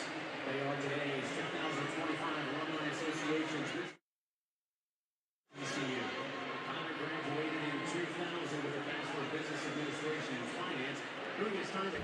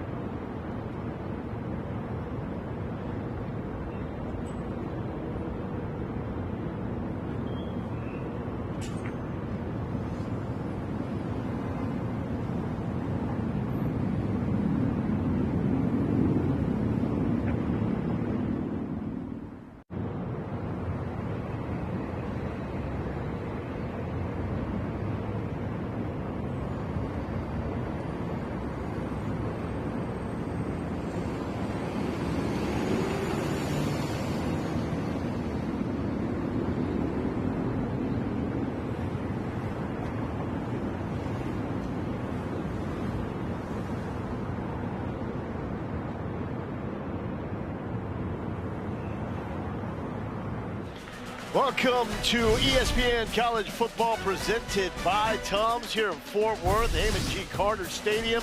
Baylor needs another comeback. They did it down 31-17 in their last game against Kansas State. Can they do it down 21-10 here against TCU? Loyola Galindo, Aaron Murray, Lauren Sisler joins us from the sideline in just a bit. Really, this game comes down to this. Sawyer Robertson has gone cold. Bryson Washington has a fumble. And Michael Trigg, no catches in the first half. Combine that with TCU finding a run game, all Horned Frogs. Yeah, it's an all Horned Frogs. They've taken advantage and run the football well with some of the weather issues. And then, Hoover's done a tremendous job as well. But let's go to some of the big highlights there in the first half. You talk about this fumble was critical, 7-7. TCU gets the ball back in their territory. 2 plays later, the big running back Barnes gets in there with the help of his offensive line to take the lead. And then the explosive play that we know this offense can produce as well. Dwyer, nice catch. And then let's go back to number 7 for the touchdown. All Horned Frogs there for the majority of the first half. Let's see if they can continue that momentum as we look at the stats. The third downs, Baylor's so good in that area, and TCU was struggling defensively in that area. Not there in the first half, though. And those first half stats brought to you by Tums. A 21-point second quarter for TCU, tied for its most in any quarter in the last 2 seasons. Two teams led by quarterbacks that are 1 and 2 nationally in passing yards and passing touchdowns that are electric late in games. Here's Hayes, the freshman, looking for the sideline and finds the 25-yard line. So it was Hoover finding Dwyer last time the Frogs had the football, and they will start off with the rock here in the second half. Yeah, he's played exceptional in this football game, and he always does. He is just so comfortable at home. 13 touchdowns, 1 pick heading into the game when he plays in this stadium, and you saw that comfort level throughout the first half, but a lot has to do with what you brought up, their ability to run the football, taking some pressure off the quarterback. Kevorian Barnes, 14 carries, 68 yards and a touchdown. And it's to Dwyer, who is hit immediately by Caldre Williford. Told you off the top, but bears repeating, no pun intended. Sorry about that, that was awful. Tevin Williams, starting cornerback for the Baylor Bears, out with an injury in this game. And they're picking on the backup corner on the backside. And here's Barnes, 15th carry. Aggressive, looking for a fight with every yard that comes his way. Jackie Marshall with the stop. He just runs with so much anger. He gets the football and he just wants to run someone over. Great vision, and you know what? Let me just put it down, run through 2 tackles. It's the defense giving up 11.5 tackles missed per game. No reason Barnes cannot end the season as one of the best backs in the Big 12. Hoover, sideline, Dwyer again. That is the combo that is cooking. And just picking on the backside corner, young corner, thinking he has some help from the safety. And the safety just does not get over fast enough, and Hoover puts it on a rope. Second catch of 41 yards in the last 2 drives. Barnes picks up 2 on first down. And that's just going into the week knowing that, hey, top corner may be out. Let's just see who's playing backside. And Baylor bench right now, Wilford off onto the bench. Coming in is number 2, Reggie Bush, to see if he can help out on the backside for this defense. Dwyer now over 100 yards, 6 catches for 108. Hoover dealing. McAllister going backwards. Point north, sift through, keep going, and finally brought down at the 6-yard line. I thought he was going to start running the wrong way. Nice hands, nice slant route, and then just using his side to stay up. Nope, not that way. Let me go there. It looks like you're just like playing backyard football. And Baylor's got a man down after that one. Here's number 0, Jackie Marshall. Yeah, arguably their most valuable defensive player is down.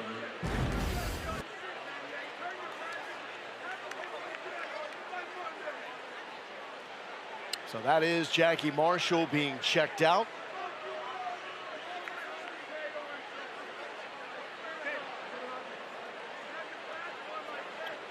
Let's check in with Lauren Sisler.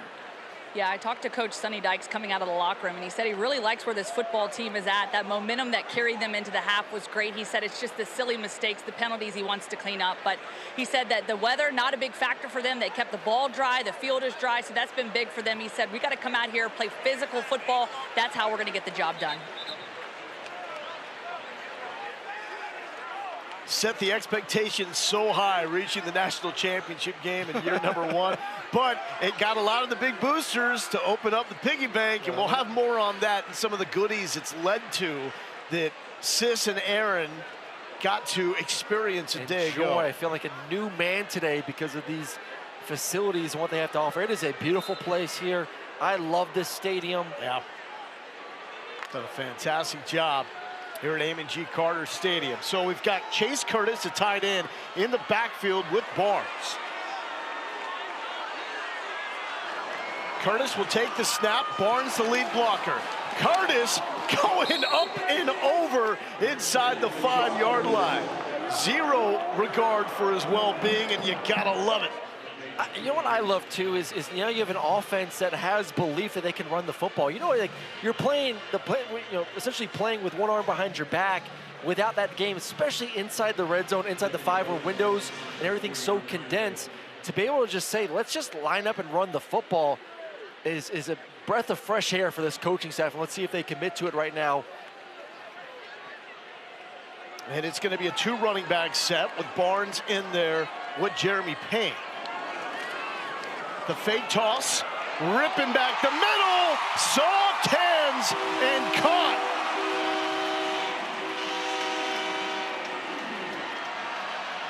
Taz Williams with the touchdown. Excuse me, it's Pimpton with the touchdown. Where'd you come from, young man? Everyone's thinking run, and you get like double run action. You got fake to Barnes, and you got fake pitch, and then all of a sudden 88 comes screaming to the back of the end zone. With some more views of a well-designed play to get this second half going for TCU. So a man that has not had a lot of PT, Kaz Pimpton, not even on the 2 deep, comes up, finding the end zone to make it 28-10. TCU trying to run away. This offense is feeling great right now. Everything's working. Run game, pass game, and Hoover continues the ball against the Baylors. Yeah, maybe get that guy the football a little bit more.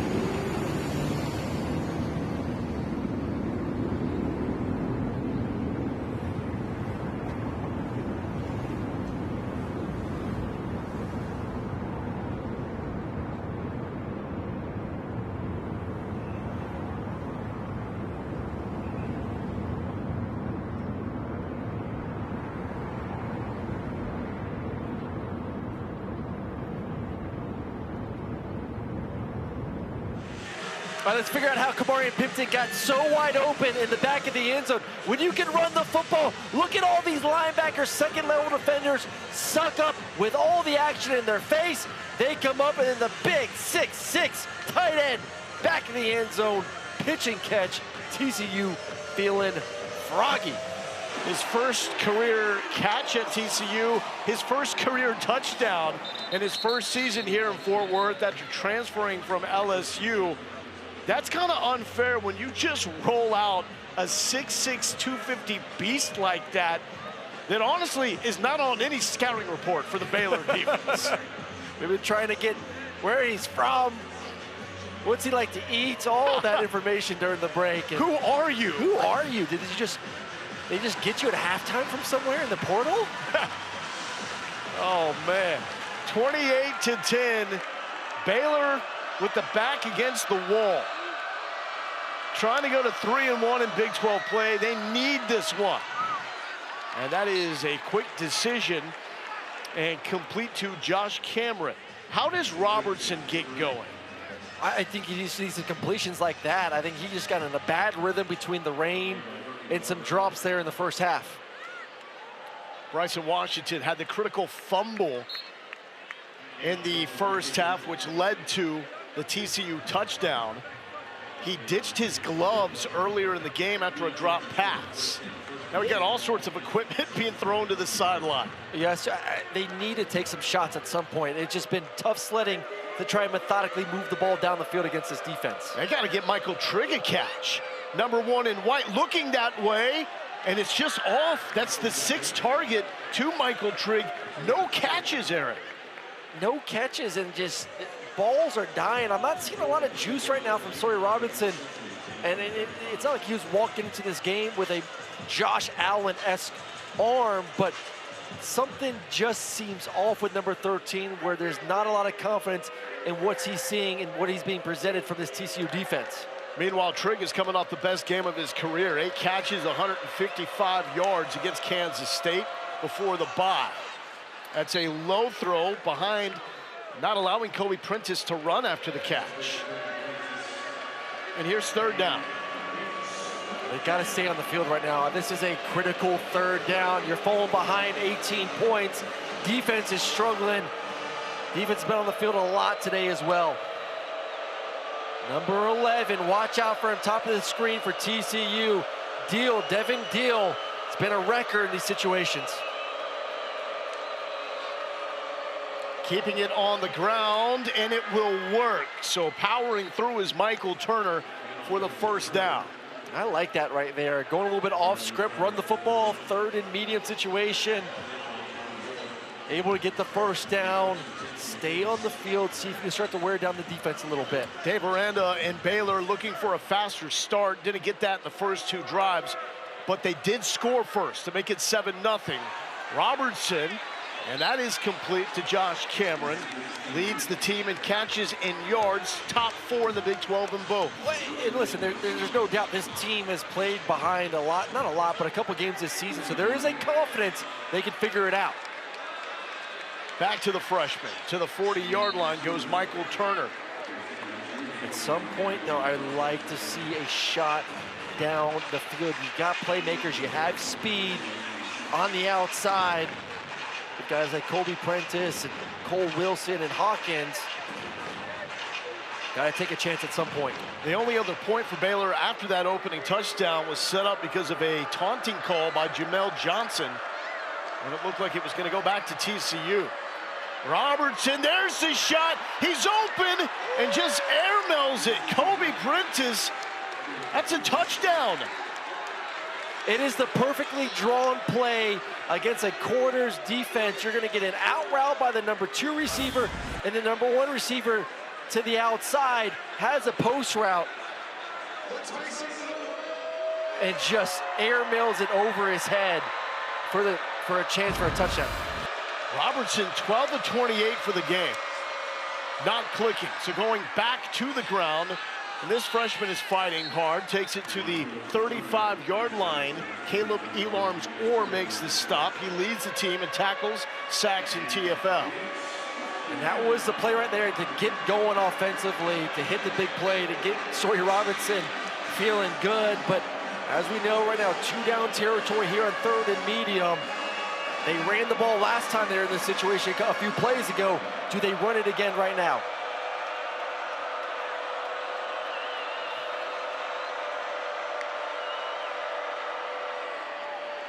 Cole Wilson tries to turn the corner, and the initial spot is going to be good for the first down.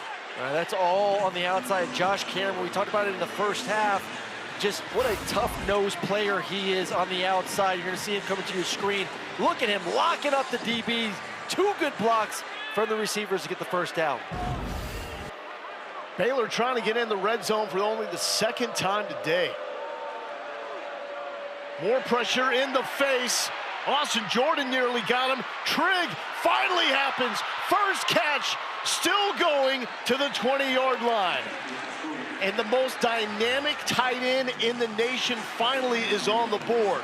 That's just crazy. And it's not like he has not been targeted in the first half, just have been unable to get him a completion. And finally does it, good things happen. Target number 7, first catch for the man that leads all tight ends in yards and is 2nd in catches and touchdowns. Oh, driving him backwards is Jamel Johnson. Wanted all that smoke along with Elarms Orr. I love number 2, Jamel Johnson. And then, I mean, what he can do in the run game coming from that 3rd level safety, he does it in a hurry too. Number 2 just pops up on your screen and just ready to tackle along with Elarms Orr.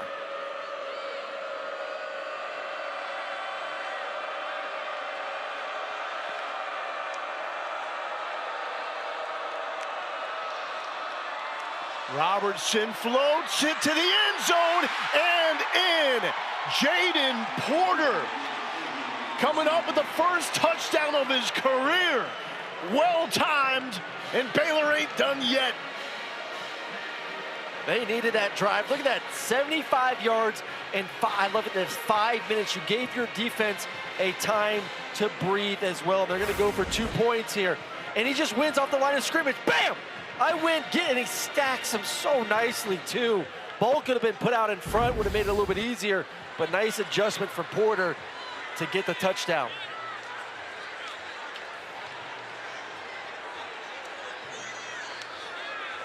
Trying to make this a 10-point game. Bryson Washington checks back in. Klopfenstein and Trigg, 2 tight ends on the right side. They now motion in with Cameron.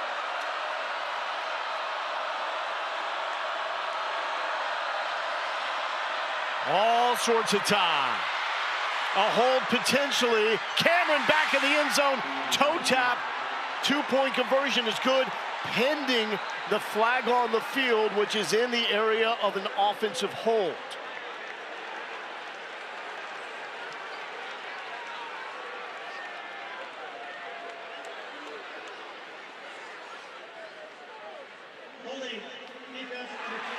Decline. The try is good. Defensive holding on Bud Clark, Mr. Steady in the TCU secondary. We have got a 10-point game. Able to find just enough time to locate Steady Eddie, Josh Cameron in the back of the end zone. And all of a sudden, we got a ball game right now, 28-18.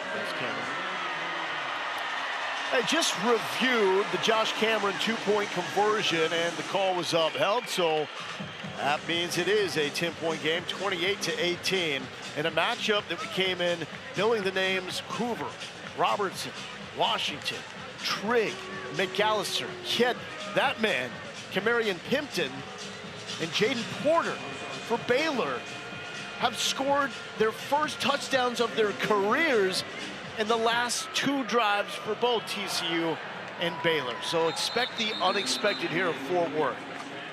Let's check in with Kevin Connors.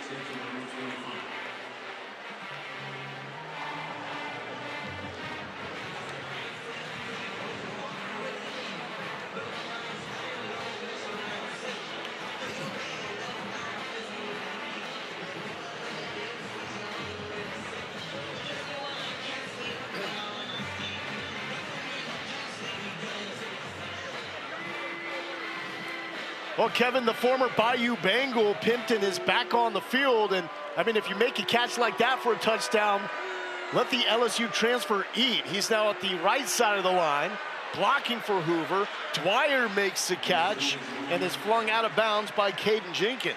Well, a new cornerback now. They've been trying to just find who's going to be on the opposite side there, the cornerback position. They're rotating through Jenkins, Will Ford, Reggie Bush. Obviously, Thorne's playing as well, trying to figure out a way to slow down this passing attack.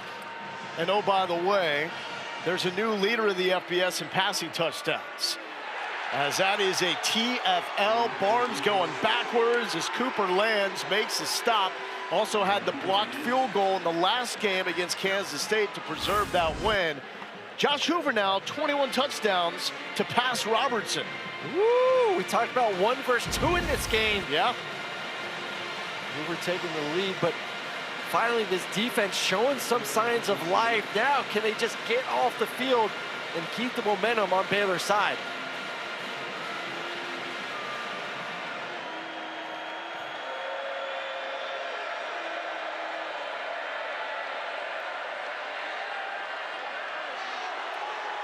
Hoover was looking for his 11th straight completion, no flag, targeting Eric McAllister. Reggie Bush the second, no relation to the USC great in coverage. And they're dropping 8 in coverage, not a lot of windows. Dig route has an opportunity, puts it in a spot for McAllister to make the catch. Would have loved to see number 1 reel that one in there, but still for Baylor to come out, give up a touchdown on the first drive, go down there with that 5-minute possession to score, and now get the ball back pretty quickly. See if they can cut this thing down to 1 score. First 3 and out for the Frogs. Crawl with the punt. Cameron backing up inside the 30. Cameron with the dance moves. Cameron with the whole dance floor by himself. The punter got the stiff arm. Cameron, the sideline, and forced out inside the 10. There is a flag down the other side of the field at the 30-yard line.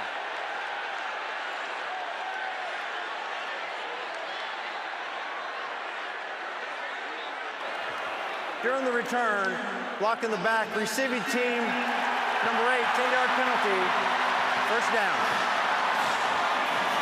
Timeout on the field. That is tough, wiping out a 68-yard return by Josh Cameron. Set up nicely, long punt, gives them opportunity to make the return, but bringing it back with a block in the back, unfortunately. He said it was number 8 on the top left part of the screen.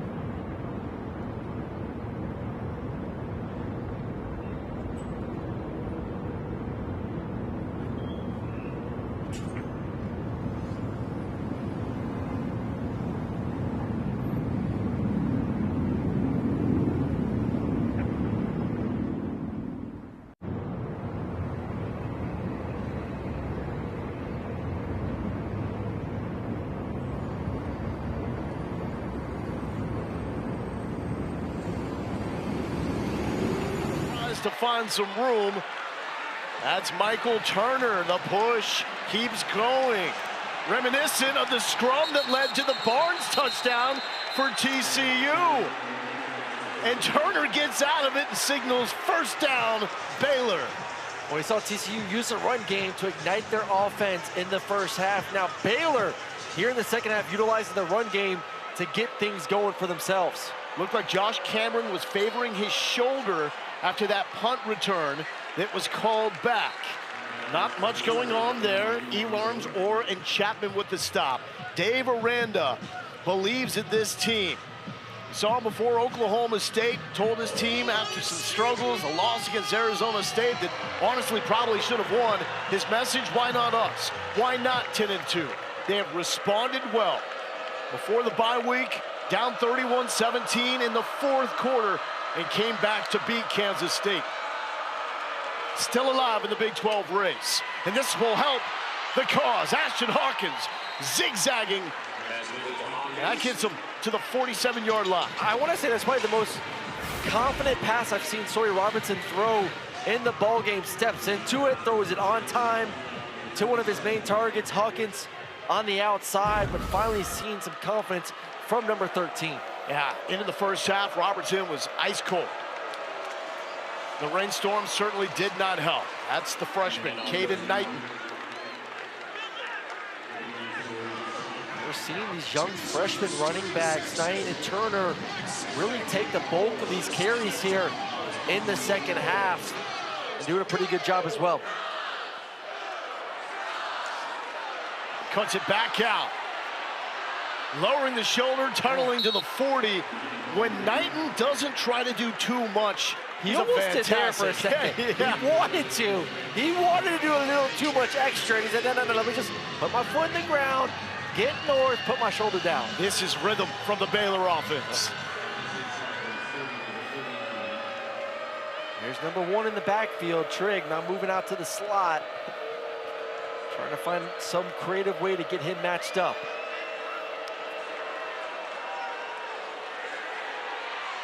Sideline, Cole Wilson went up but could not bring it down. Vernon Glover with the defense. And Glover was there, but still one you'd love to see. Cole Wilson, he got both hands on it. They're just going to end up getting to some sort of 3 verticals down the field. And through Wilson's hands, unfortunately, but nice job by Glover getting physical. Opponents completing only 35.7% of passes when Vernon Glover is covering the targeted receiver. In other words, don't throw his direction. Yeah. Trigg lead blocker this time. The freshman almost slips through and found the end zone to the 30. Elarms Orr, Obi Izor with the stop. Oh, now we're seeing TCU playing a little bit give in the back end. Safety's about 10, 12 yards away. Now for some massive run lanes. They're coming up, single high coverage, looks more like man-to-man. We'll see if they check out of it with the motion to a 2-by-2 formation. The freshman needs 2, gets 2 and more to the 26-yard line. Michael Turner, the leading rusher, now over 60 yards for the Bears. Fugar, the left tackle, just takes his defender and brings him down, and these running backs continue to find the hole. Look at 69, grab, get him into the inside, and then it's just a one-on-one with Caleb Alarms Orr, and he's able to get the first. Have not seen Bryson Washington on this drive. As a fumble earlier in the game, and he has been banged up for the past few weeks. Most carries in the Big 12. Klopfenstein, the motion man. Deal forcing his way into Robertson's kitchen, just working this Baylor offensive line. Just a physical specimen, the Deal brothers. And it's just one-on-one the bottom of the screen. What's up about physicality? Look at the physicality down at the bottom. Trying to do a little slant and go sluggo, and he said, not so fast. You ain't getting by me.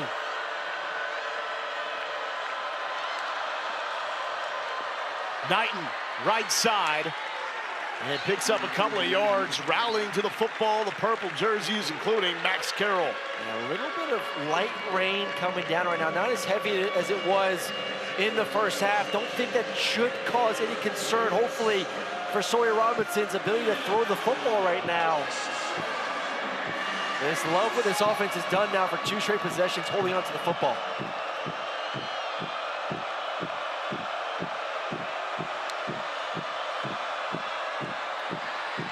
Spinning off the tackle is Knighton. Cannot get away from Avery Helm.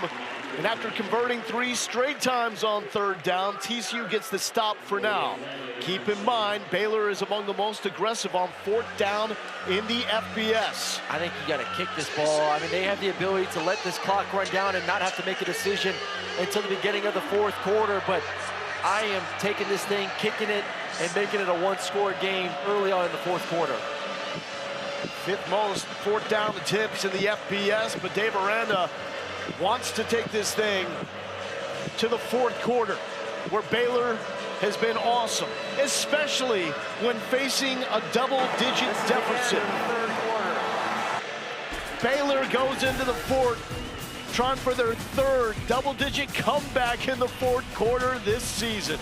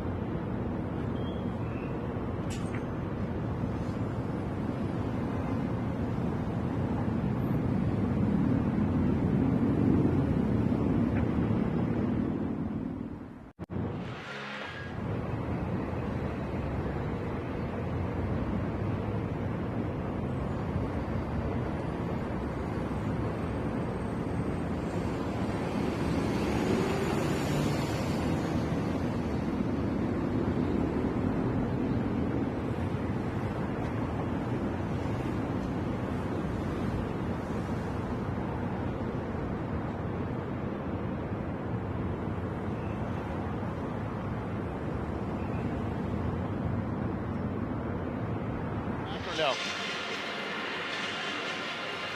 Fourth down, Baylor, what do you want to do? Sawyer Robertson now heads to the sideline. This is going to be up to the foot of Connor Hawkins. He's already hit one today. Smart decision here. Let's kick the field goal. Keep the momentum. Baylor did a terrific job there in the third half, swinging it back in their direction. Now let's see if you can make it a one-score game. From 41 yards out, he's already hit from 43.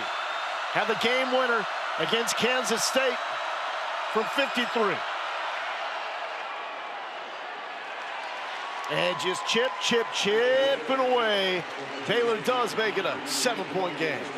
I like the decision. I think it's a great decision. I know their MO is to be aggressive, go for it on fourth downs. I think if you're able to get the run play to a more manageable situation, then yes, but like that. And before that field goal attempt, Lauren Sisler caught up with Sonny Dykes. Coach, a swing of momentum. How do you put this one away for you guys here in the fourth quarter?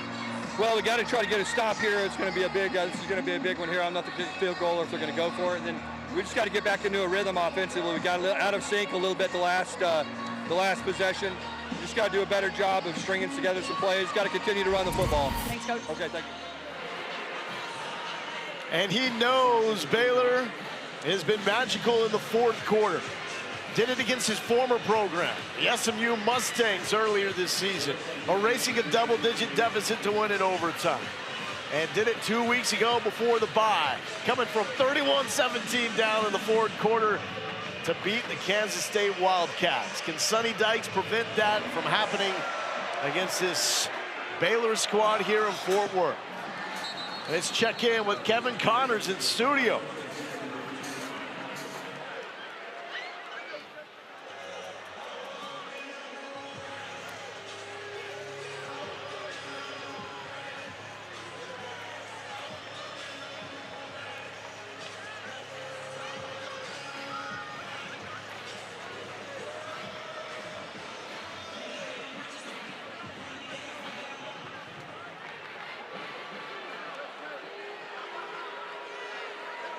And that 3-1 mark in Big 12 play, that's what Baylor's trying to get to. TCU trying to get to 2-2 in conference. It's going to be wild. Eric McAllister met by Keaton Thomas, a one-man tackling machine for the Baylor D. He is sideline to sideline is Keaton Thomas this season, and just asked to do a ton in this defense and continues to deliver here this afternoon. Trent Battle is the running back.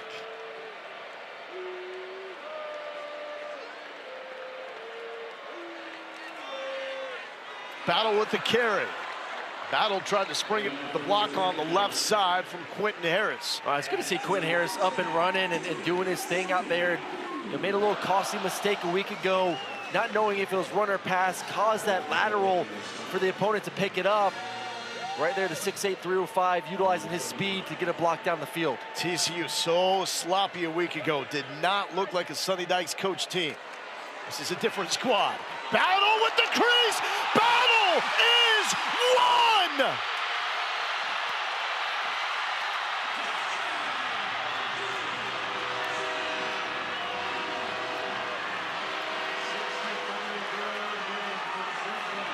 Who said TCU can't run the football? Man, offensive line getting it done. Carson Bruno, number 62, gets on the edge, and then the center, 51, Colin Deary doing the rest. And then the speed, Trent Battle. They've committed to it this afternoon, and they have been handsomely paid for that commitment. Career-long 65-yard touchdown for the senior out of Alabama. Wow. Well, you want to get the run game going? Baylor, one of the worst in the Big 12, give up 177 yards per game on the ground. TCU said, we will get our run game going this afternoon. Another big-time touchdown.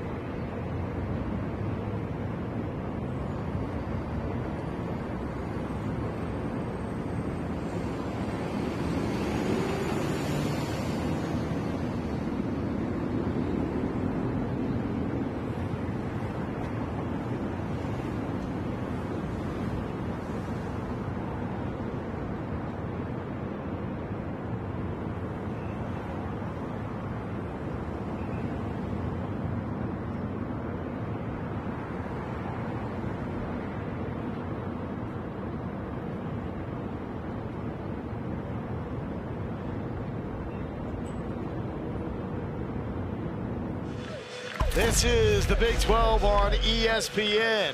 Students have endured the rain here inside Amon G. Carter Stadium for the 121st edition of the Revivalry.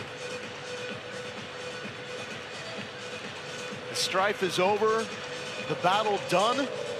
Probably a song that many of these fans here have sung in church through the years multiple times, as Trent Battle makes it a 35-21 lead for TCU over Baylor. That brings us to this week's college football rankings, brought to you by Capital One. What we're looking at and tracking here, Aaron? Yeah, I mean, Miami last night with a critical loss to Louisville. Very shocked that Miami was the best team in the country and still think they're pretty darn good. And then the big one between the hedges, Ole Miss at Georgia, 3:30 on ABC is going to be a tremendous football game. Texas Tech, Arizona State, major ramifications in this Big 12 race that is going to be bonkers till the end like it was a season ago. Now, Baylor really stood a better chance as we just received word there's been a lightning strike in the area, meaning that we are going to go into a delay. We're fortunate that we made it this long. It looked like we may have a lightning strike at the end of the first half in the area, which would have delayed things before halftime. And so fans are being asked to seek shelter as this game goes into a delay. Now, the byproduct of that is the weather has been a lot cooler. We're expecting at the beginning of the week for this day to be in the mid-90s here in the Metroplex. But it has been a pleasant day temperature-wise, and we have had multiple rain showers, including a deluge at the midway point in the first half, but the first time that the storm has prompted this, a lightning strike leading to a delay here inside Amon G. Carter Stadium.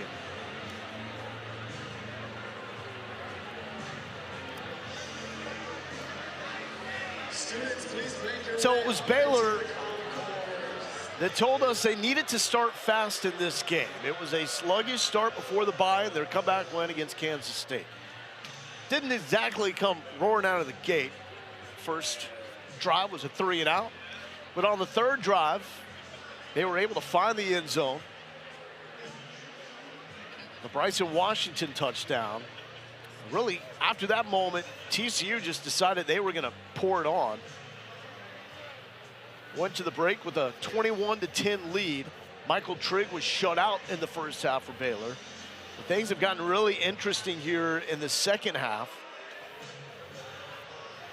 Kamarian Pimpton, his first touchdown of his career for TCU to start off the second half. And Jaden Porter with his first for Baylor to respond. And that brings us to our player spotlight, brought to you by Tecovas and Josh Huber.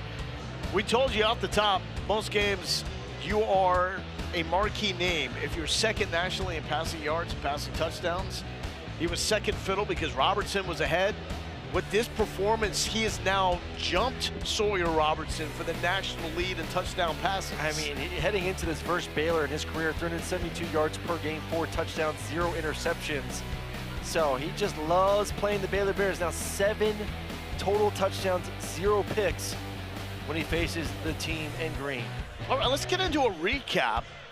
Show everybody how this has gone down in the Revivalry. So Bryson Washington coughs up this football. Yeah, he fumbled it. It turned into TCU saying, hey, we're going to turn ourselves into a little bit of a run game, but obviously we know they can put it down the field. Dwyer making some big-time plays, the nice touchdown catch versus the corner blitz. And in the second half, coming out hot on the first drive to someone they got in the transfer portal during halftime. Baylor got some life themselves, able to get some points, but then TCU in that running game with Battle. Nice 65-yard touchdown to once again extend the lead.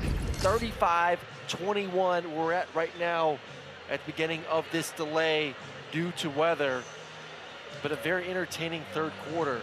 Yeah, should be an exciting fourth quarter once we do get things going. Dave Aranda was right telling us we just had another lightning strike here, so that will reset the clock in the area. Dave Aranda, though, told us this game would come down to who can run the football better.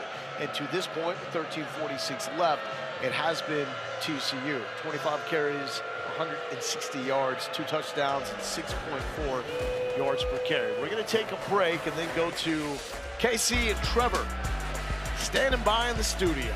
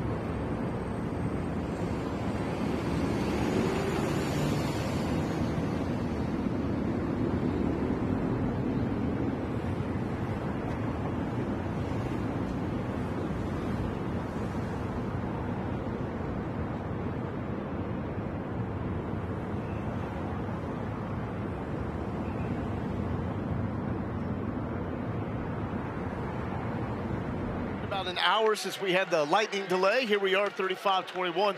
TCU with the lead. Lauren Sisler is joining us from the field. I'm here with Aaron Murray. So you got about an hour, right? And TCU was starting to roll. They had that long touchdown run by Trent Battle. Does this affect the game and help one team maybe more than the next? Yeah, I mean, how focused were you during this past hour, making sure you stay loose, mentally engaged, ready to go? So, yeah, it's still a 2-touchdown score lead right now for TCU, but for Baylor, kind of a reset. They played well in the third quarter. Let's see if they can make it even closer now with the ball back in their hands. So in the first half, it was a 7-7 game, and Baylor gives it to the reliable running back Bryson Washington, the fourth leading rusher in the Big 12. But he fumbles the football. TCU takes advantage, and they're able to punch it in. Yeah, they're able to get the run game going, which has been their big emphasis this week, and been able to execute it as well. Nice seeing them use the offensive line with a good running game, but really, you know, Hoover having a terrific game against Baylor once again. He just, anytime he sees the Baylor Bears on the other side, he's going to go off for crazy numbers. 3 touchdowns on the game. Dwyer with back-to-back big plays, and then this one right here, little trickery, and then a guy that got a transfer portal during halftime. Pimpton comes in there, makes a nice snag, but Baylor making some plays in the run game and in the pass game in the third quarter, brought this thing close, and then the big run to Battle, the 65-yarder to turn this game into what it is right now, 35-21 in favor of the Horned Frogs. Yeah, the running game's been the difference. It was Trent Battle there on the long touchdown run, but Kevorian Barnes really was the bell cow before that. 17 carries, 75 yards. Sonny Dykes liking the spot his team is in now, and it's coming off what was a disastrous performance, in his words, in the loss against Kansas State a week ago. Dave Aranda and his Baylor Bears, they were looking right in the eyes of opportunity.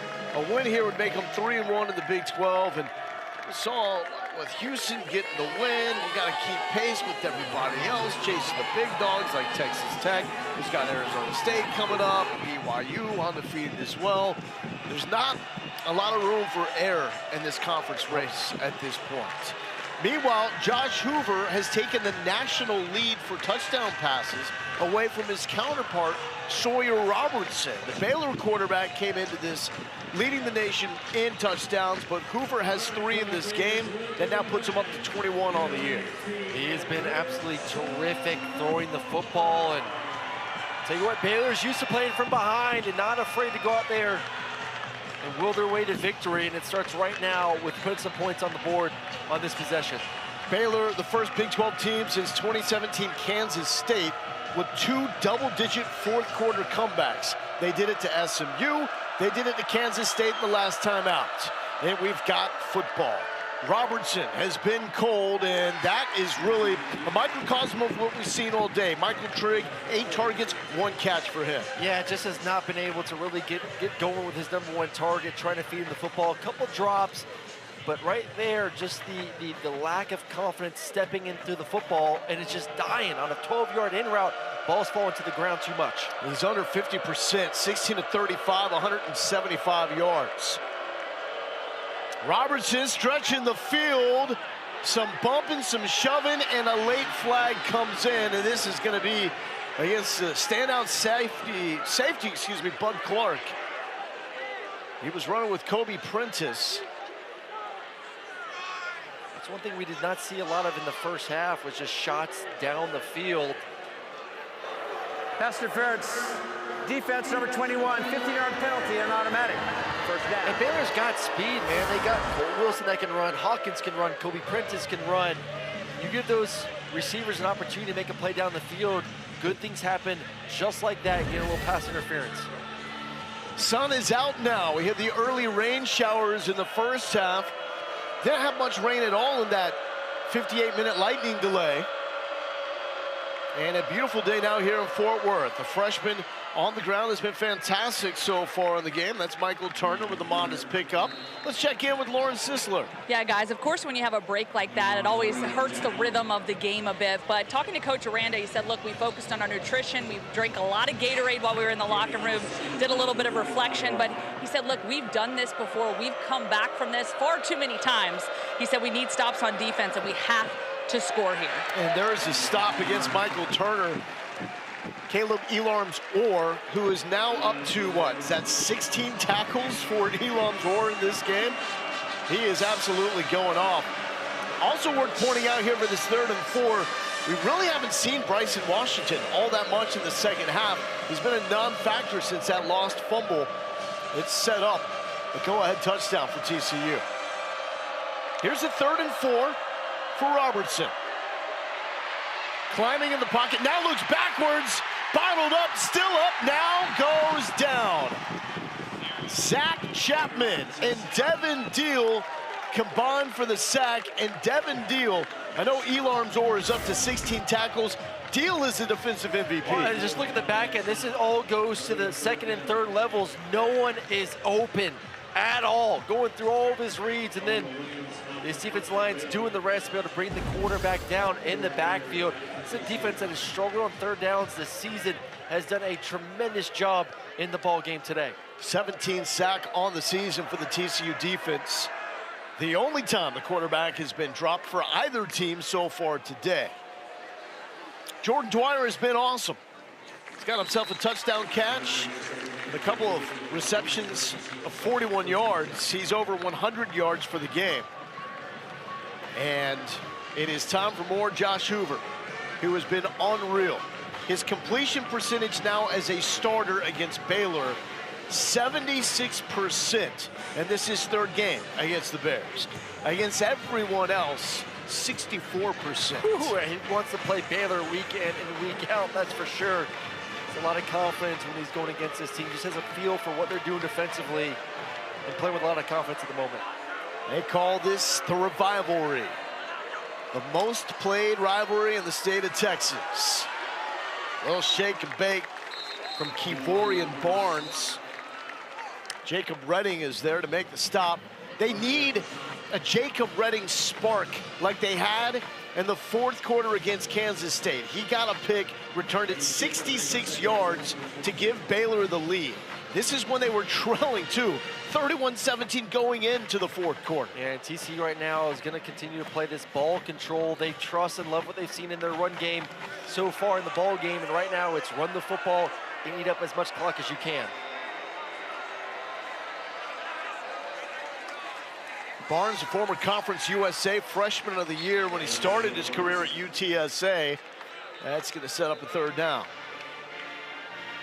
I've loved what I've seen from 2, and obviously if you're TCU, you wish you would have had him early on in the season. 3 straight games of inability to run the football or get over 100 yards rushing ended this afternoon, and a lot to do with the health of number 2 this game, and obviously going forward to take some pressure off Hoover. But right now, 3rd and short, you have the ability to run and also obviously throw the football as well. 5 for 9 on the money down for TCU.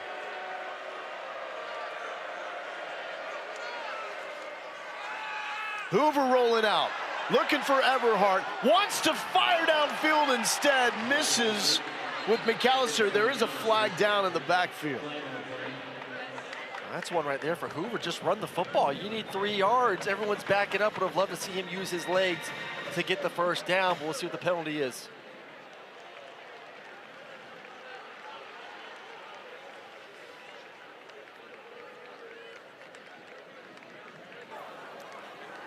Ineligible receiver downfield, number 56. That penalty is declined.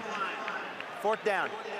Yeah, I don't know why Hoover just didn't take off and run. Had an opportunity to get the 1st down. Would have not had the penalty either. We'll take a look at it, but he's rolling out right now.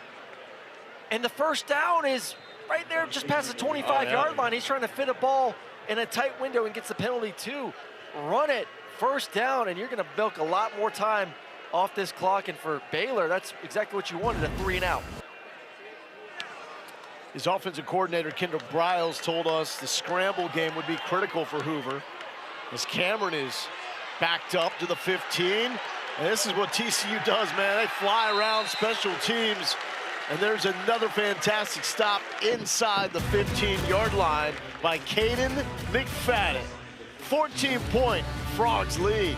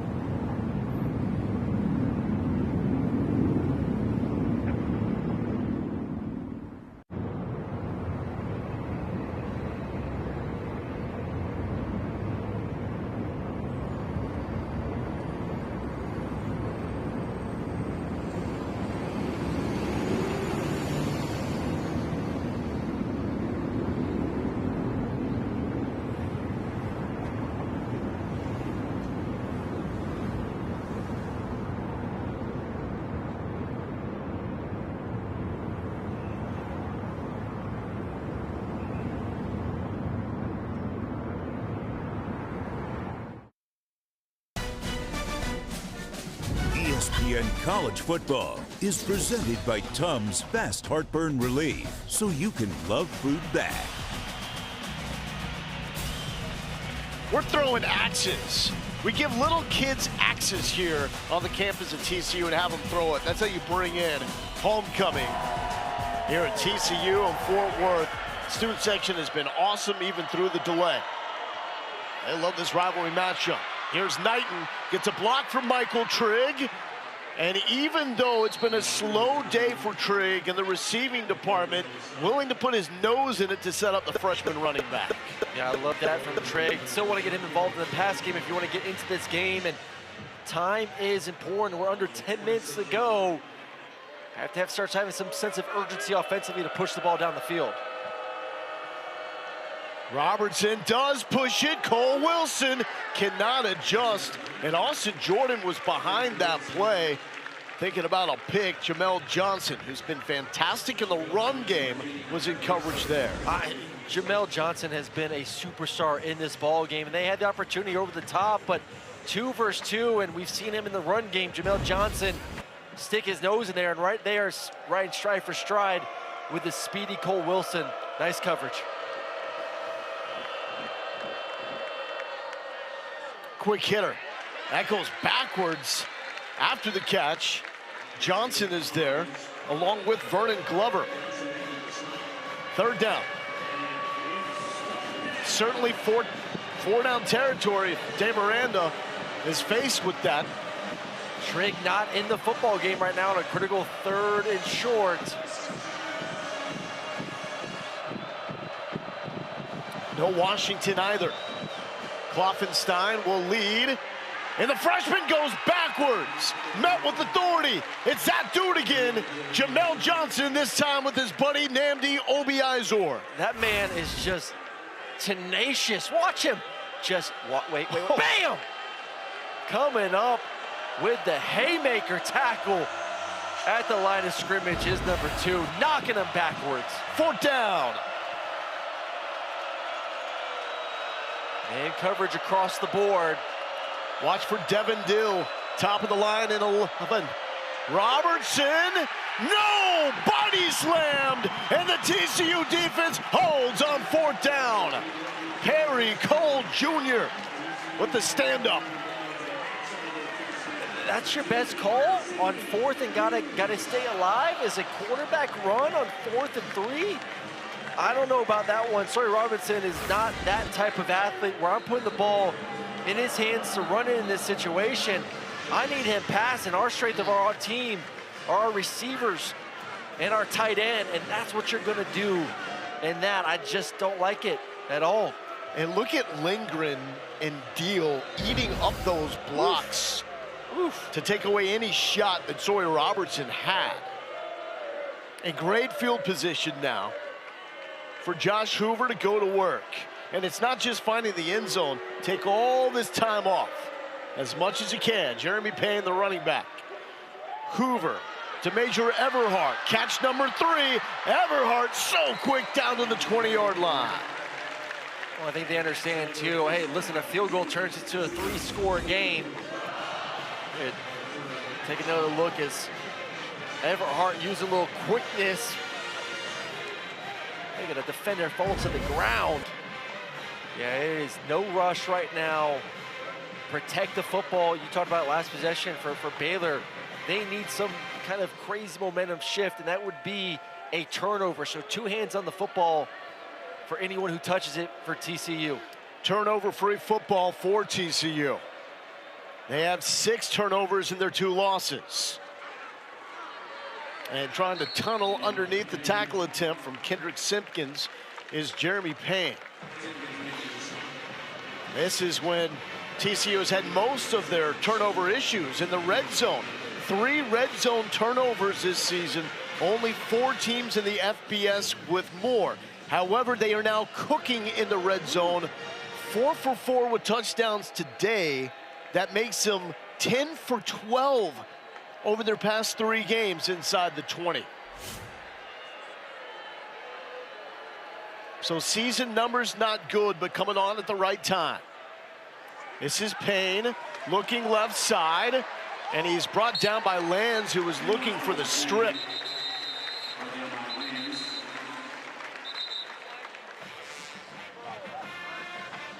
And we have another lightning strike. That's what the immediate stop of action was from the official in the end zone. And here's the announcement. Due to the weather and lightning, we must clear the field once again. Well, they did their best. We got down to the 6:42 mark, but cannot control Mother Nature. And so this will trigger at least another 30-minute delay. And the players will have to return for another warm-up before resuming and trying to wrap up this final 6:42. TCU fans have done a great job braving the initial weather storm and still being on hand, being loud. We'll see how many come back after the second weather delay. So 6:42 left, 121st meeting in the rivalry we call the Revivalry. TCU trying to win its 9th in the last 11 games and avenge last season's loss against Baylor. More importantly, a win for TCU still gives them hope in the Big 12 race.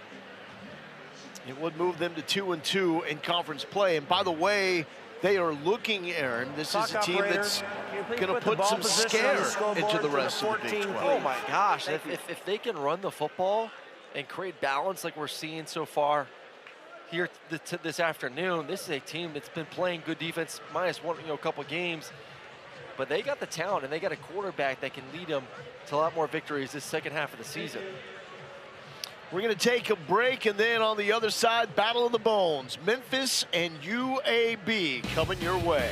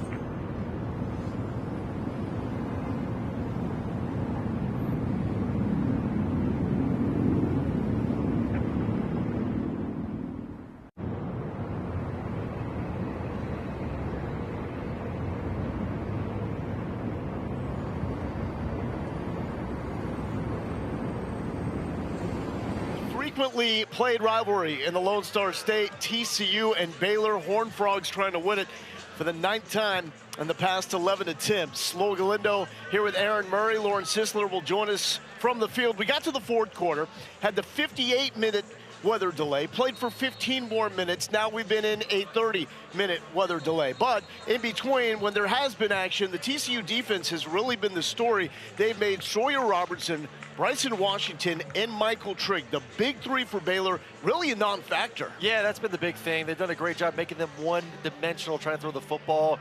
And then TCU offensively have been terrific, and they've incorporated the run game in this. They've struggled the past 3 weeks running the football. Not so this afternoon, really creating some balance, allowing Hoover then to do what he does best, throw the football down the field. So it has been TCU dominating both sides of the football as we look at the highlights from this game. And it really started with the fumble right here. 7-7 at this time. TCU gets the ball back 2 plays later. Barnes muscles it in the end zone to take the 14-7 lead, and then that run game setting up the pass. Hoover to Dwyer on the outside for the explosive play. Few plays later, you're gonna bring a corner cat blitz. Perfectly placed football to number 7 for the touchdown, and then the little trickery. And a guy they got off the street in the offseason, bringing it in for a nice touchdown over the top. But Baylor started getting going in the second half, running the football themselves, and then Sawyer with a nice touchdown on the back shoulder. But TCU, this run game has been hitting the entire day. And right there, 65 yards from Trent Battle. And these are the stats through the football game right now. Hoover dealing.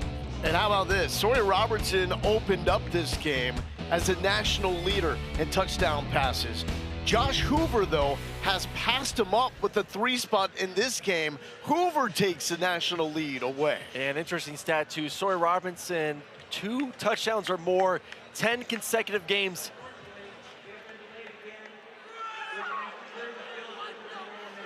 Oh, man, we got another delay. We're doing it in 3. So Hoover has 3 touchdown passes. We will have our 3rd weather delay. Well, Hoover is going to have to wait to try to close this one out. What's on the line, it's far more than just the rivalry. TCU is trying to move to 2-2 in Big 12 play with the win here and stay alive in what will be, once again, a frenetic race for the Big 12 title. Baylor is trying to get to 3-1 if they can get a comeback win. Keep in mind, Baylor already has 2 fourth-quarter comebacks this season when trailing by double digits. But Dave Aranda and this crew starting to run out of time. 6:42 left. We'll go for at least another 30-minute delay, our 3rd of the game. Let's check in with Lauren Sisler before we go to that delay.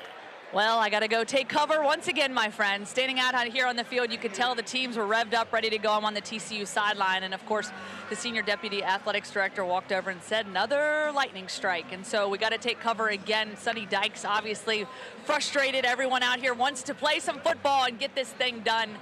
You know, Sonny Dykes said before, you know, you get out of rhythm and it can be really challenging. You got to get the guys settled in and just sort of reflecting and thinking about the game, but it can be really hard on this football team, just the energy. It just really takes the wind out of the sails, my friends. There's no rain in the area right now, but it's all lightning, and they said it's just all around us right now. Yeah, so we had no telling what's going to happen from here. Rain in the first half, but with all these weather delays in the second half, there hasn't been any rain. It has just been lightning strikes in the area. We're going to take a break, and then Matt Barry, who knows all about the weather here in the Metroplex, will take it over on the other side of the break. We tried, people. We tried.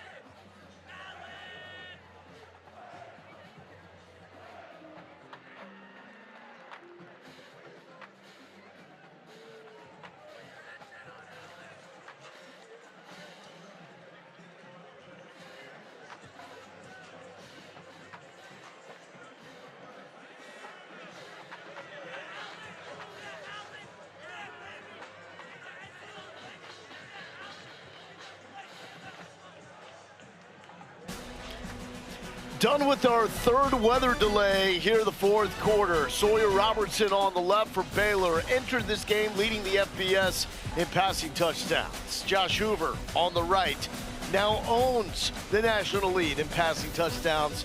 He is trying to put this one on ice for the Horned Frogs. They got a third down coming up. Hoover, to get to this point, what can you say about the performance? He has been terrific dealing this football throughout the ball game. Just efficient. He's accurate. The timing, the quickness in which he gets rid of it has been. We knew it was going to be great. It's nice to see it in person. And in the running game has really allowed him to get some advantageous one-on-ones down the field to allow these playmakers to go out there and make plays. But number 10 has been special. You see the numbers 22 of 31, 231, and 3 tutties. 10 is dealing.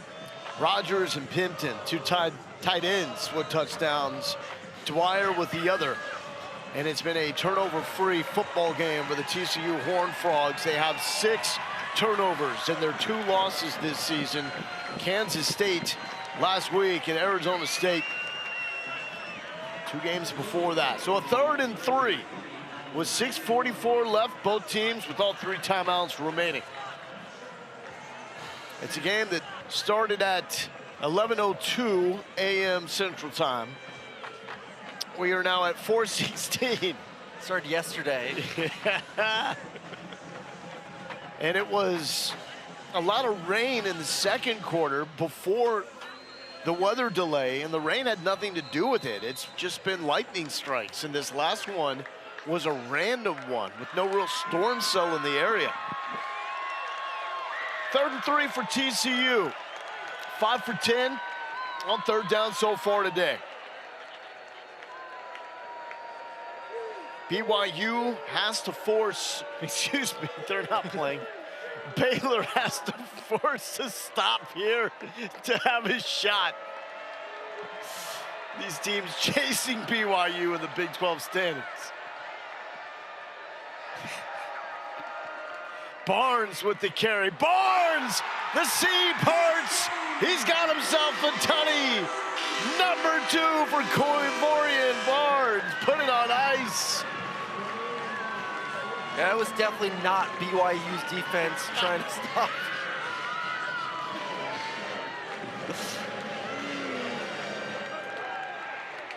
And TCU continues to dominate this afternoon on the run. I love the direct snap. Look at the big uglies up front, paving the way. They wanted to establish a run game. They have done so all afternoon. Coivorian Barnes is 3 yards away from 100. He hit the century mark in the season opener against UNC, but has been slowed. Injuries have been a big part of that. Missed 2 of the previous 3 games with injuries, and that's why, leading up to this game, TCU had been under 100 yards rushing in 3 straight games. Let me say that again. Under 100 yards rushing in 3 straight. For the first time in 20-plus years. They're at 189 right now. What I think a big issue was they were just unable to even get things going. 29% of their carries were stopped at or behind the line of scrimmage. And Barnes, with his size, 5'9", 220, let's go back to just how his day has been. Utilizing the size, the vision, the offensive line I thought has been terrific too, opening up some holes. But he runs with some anger, tremendous balance, and a want, like right there, to get into the end zone anytime he sniffs it. He has been a lot of fun to watch when healthy this year. And it feels like if you can get this out of number 2, you got a dangerous offense this season. And don't let the numbers deceive you, because when you just look at his numbers for the season before watching film, it would make you believe that there's really not too much there. Barnes can be a special running back in this conference, but you have to watch him to appreciate what he's able to do. And a perfect complement to the rest of the weapons in this TCU offense. Baylor will start here now at the 25-yard line. And Sawyer Robertson, it just has not been his day. He's been so good on the road, so good all season long, but 17 of 37 for 181 and a touchdown.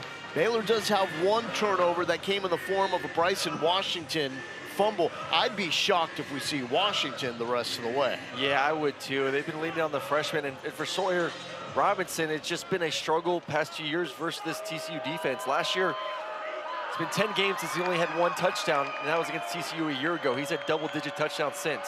Now we'll take a shot one-on-one, and it's picked off! Oh my, Jamel Johnson! This is your day!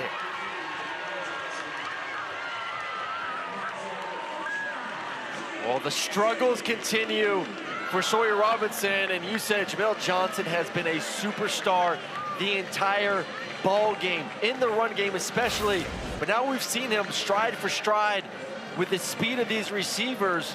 Does a great job seeing the post route, running with it, then getting his head around to snag the INT. Number 2 has been the MVP all afternoon on that side. Sprinkle in some Caleb Elarms Orr, who has 16 tackles, and that's pretty much all you need for this TCU defense. Beal's been dealing too at the defensive line position. Number 11 had himself a ball game as well. So they've got guys at all 3 levels making plays against one of the best offenses in the Big 12. And Jamel Johnson is now your leader with 4 interceptions in the Big 12. And it will be up to the ground game to just close this one out. No reason to put this in harm's way as Kevorian Barnes gets the carry. TCU with its first game with 2 players with at least 70 rushing yards since 2022. And the 2 players getting it done there. Barnes, who's been more of the steady presence, and Trent Battle, who really had the backbreaker delivered to Baylor with that 65-yard touchdown run right before we went to our weather delay. The first one. Barnes probing left side, and the Baylor defense still fighting hard. That's Redding. Well, that's the one thing too, when you talk to the defensive staff, Matt Powledge, defensive coordinator for Baylor, he said, listen, we're a bunch of fighters. There is no quit in this football team, no matter what the score is, no matter what the situation. And there's definitely pride in understanding that obviously things did not go the way that we wanted to on either side of the football today, but does not mean that we're going to just roll over these last 5 minutes of this ball game. This was the week last season that Baylor got it rolling. It was the beginning of what was a 6-game winning streak to wrap up the regular season, and led to massive expectations coming into this year as Lance makes a tackle. They battled against a solid Auburn squad in the season opener, had a chance. Well, it fell shy of those late game heroics with an incompletion in the end zone to Michael Trigg. And it's going to be a 4-3 start to the season for Baylor and Dave Aranda. Speaking of Trigg, I mean, it's tough when he's coming off the best game of his career, more than 150 yards, and the comeback win against K-State, and to have a single catch in this game. Yeah, it was just a weird game offensively for Sawyer Robinson, as we laid out, but also for Michael Trigg. Some drops early on. Obviously, weather played a part in some of the sloppiness in the pass game in the first quarter. But give credit to TCU. I mean, that was the plan, is like, hey, make someone else beat us besides the talented number 1, Michael Trigg. And Baylor just did not have answers offensively to really get things going. Ethan Crawl with the punt. Josh Cameron will corral it at the 25 and is hit out of bounds. A Baylor coach goes down. It looked like, was that the OC? Was that Jake Spavital? I think went down for Baylor. So add that to a rough day for him.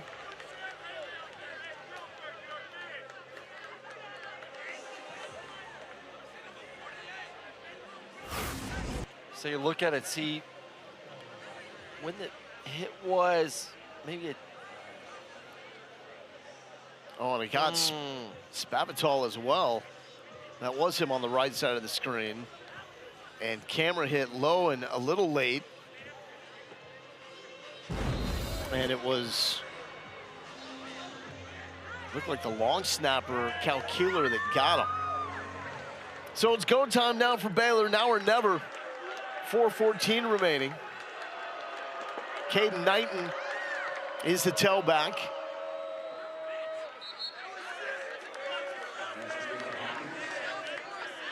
And that is complete to Ashton Hawkins. You still like to get some sort of feel good for this offense. See if you can move the ball down the field, score a touchdown, walk out of here with your held up high. Trigg somehow gets it. Oh, bad intentions as he got the forearm shiver for a second catch, and he's down to the 20. That's what he can be. That's what we were expecting. Yeah, a little too late, unfortunately, but man, the big hands, and then look at this, just run him over. Bam! Oh, no. Robertson, pressure inside, and he's dropped. Bud Clark gets the sack. His first sack of the season. Usually the takeaway artist. They're gonna have both linebackers. We call this the pipe blitz. You have both linebackers in that double-A pressure, then all of a sudden the safety comes right through both of them. No one left, and you get a sack right after the big pass play. One of the fastest safeties in all of college football. You take his top 5 max speeds and you average those from this season, and it comes out to 20.4 miles per hour. 4th fastest for a safety in the FBS. And he knows that, hey, when we call this blitz and these linebackers gobble up the center and the running back, there's no one ready for me. And if the quarterback holds the ball at all, there's a good chance with my speed, I'm gonna get back there in the backfield to get a 9-yard loss. This is looking more along the lines of what we've grown accustomed to seeing from a TCU defense. And there's Bryson Washington, just 1 touch in the second half. Carry for 2 yards. Had that pivotal fumble in which he ditched his gloves after that. Led to the go-ahead touchdown for TCU to make it 14-7. Also had a drop pass early in the game. Pressure off the edge, throwing it up, picked off. High point, bring it down. Vernon Glover, oh, can he get up to top speed quick to the 25? And man, Michael Trigg at the 15 is showing outward signs of frustration. He is hot right now on the Baylor sideline. Has to control himself here on what is a very emotional and difficult day for this Baylor offense. Yeah, I mean, this is one of the best offenses in the country, and an offense that's used to just moving up and down the field, and just a bad decision. I mean, if you're gonna throw that ball and give your guy a 50-50 chance, you gotta throw that in the end zone, not that far behind where 26 can essentially stop, turn around, and catch it like he's catching a punt. Glover had one of those last season in his freshman campaign, and that is his first of the year. He gets the turnover chain. He's getting plenty of love on the sideline. Saw him with the PBU earlier in the game. It's been tough to throw against him. We mentioned opponents completing 36% of the passes when they target him. I don't know if they've gotten anything on Glover except a PBU and an INT. And so now the ball is out, and Keaton Thomas takes it the other way. Baylor with the touchdown. Where'd that come from? So Hoover with the carry, coughed it up. First turnover for TCU, and Keaton Thomas returns it. Zone read, gonna read it, pull it, and yeah, that looks like a clear fumble. Devontae Tesno forced it out. My question is, why is Hoover in the game? What? Yes, and if he stays in, why are you running with them? Yeah, I don't know that either. You're up 3 scores, 3 minutes to go. You've seen Hoover have a tremendous game. There's no reason why he needs to be out there. He should have had the backups in, just hand the football and call it an afternoon. I don't want to put my star quarterback in any sort of situation where he's going to get hit up 21 points with 3 minutes to go in the game. Here's Tesno. Yeah, that's clearly out. They love Devontae Tesno in this defense. Far better than the stats would also indicate with him, and Keaton Thomas making that look easy, and just the second takeaway for the Baylor defense in the last 4 games. The previous play is under further review. We're looking to see if the fumble is fumbled or not. The fumble is fumbled or not. Let's do it. Yeah, I thought we had some good enough views from our shots that were presented to us where this was clearly a fumble, but we'll double and triple check to make sure. Well, I got a treat for you. We're going to take a look inside the Big 12 Operations Center just down the road in Irving, Texas. On the left is the output of what they're looking at on their replay screen, and the shot on the right is showing everybody huddling together, looking at the different angles, which will be relayed here to the crew in Fort Worth, where they will ultimately make their decision to uphold or overturn, and this was lightning quick. After further review, the win on the field is upheld. It is a fumble and a touchdown. First scoop and score for Baylor since 2023. And so now, Baylor's gonna look for the 2-point conversion here.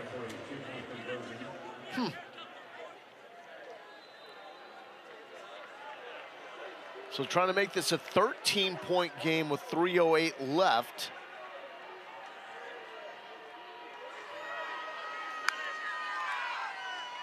Robertson will keep, gets rocked but falls into the end zone, and once again setting up your quarterback late in the game to take a shot because it was a free one from Devin Deal. So 13-point game, 3:08 left, 1 timeout left for Baylor. You're just gonna get a good look to run the football for the quarterback draw, just an RPO, run pass option. If you like it on the outside, you'll throw a quick game. If not, you're gonna run up the middle to get it, and then you have to believe it's onside kick time. Has to. For Baylor. So, I mean, their mentality is, hey, listen, we get an onside kick, score again, and get another opportunity to kick another onside kick. So you have a timeout in your pocket, still the 2-minute timeout coming as well. So not completely out of it. And for TCU, kind of still have a head scratcher of why you called what you called the last possession, where you could have just handed the ball off and brought this thing to under the 2-minute timeout. To 2 running backs that have been rolling in this game. But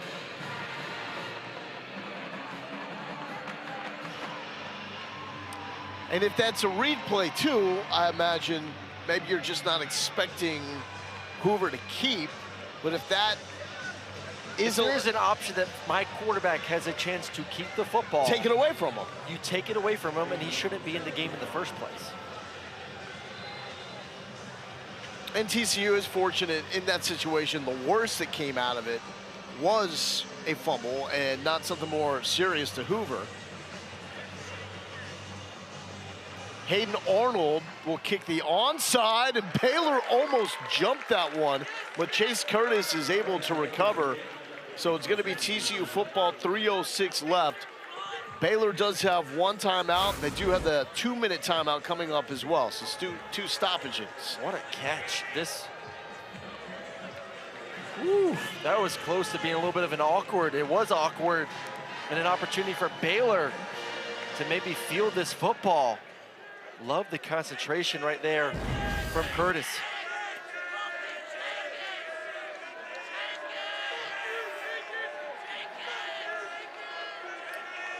Hoover kept on the last TCU snap, fumbled it. And more to the conventional approach. Barnes met, and there is a flag down in the TCU backfield.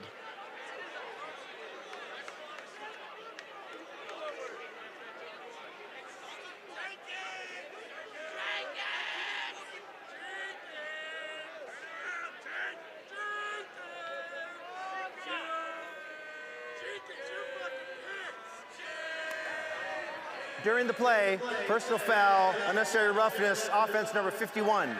15-yard penalty, replay, first down. It's going to go against Colton Deary. Now, Deary, the center, and Bennett, the left guard, both were listed as questionable leading up to this game, so weren't even sure if we were going to see them. And right there. Yeah, I think the initial throwdown was Clock will fine, start on but the snap then by the option player of on the Baylor. ground, and then you go after him after the play was a little bit too much. So now make it 1st and 25.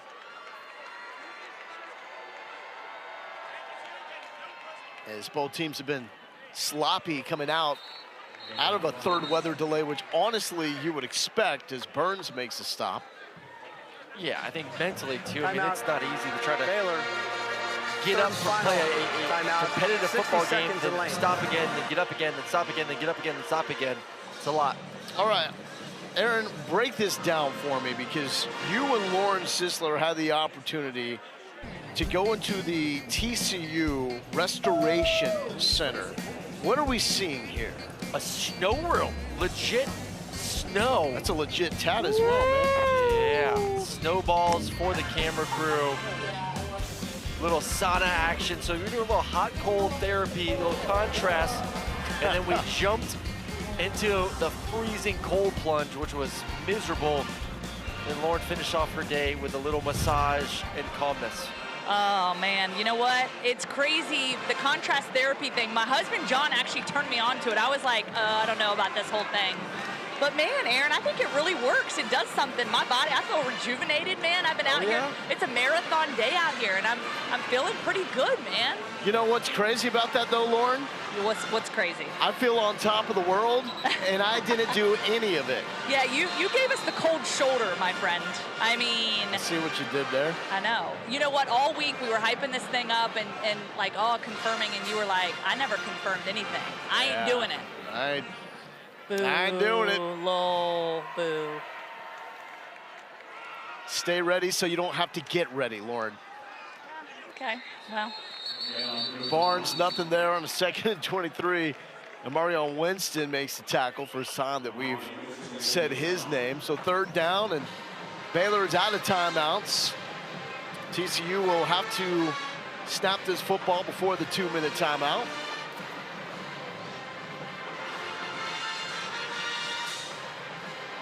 And we're coming up on a 3-hour 4th quarter because of 3, count that, 1, 2, 3 weather delays. And the wild thing is, it's actually led to a very pleasant day here in Fort Worth. And this is a smart play, just keep it on the ground. And that will take us to the 2-minute timeout. And we'll have 4th down on the other side. TCU trying to close this one out and stay alive in the race for the Big 12 title.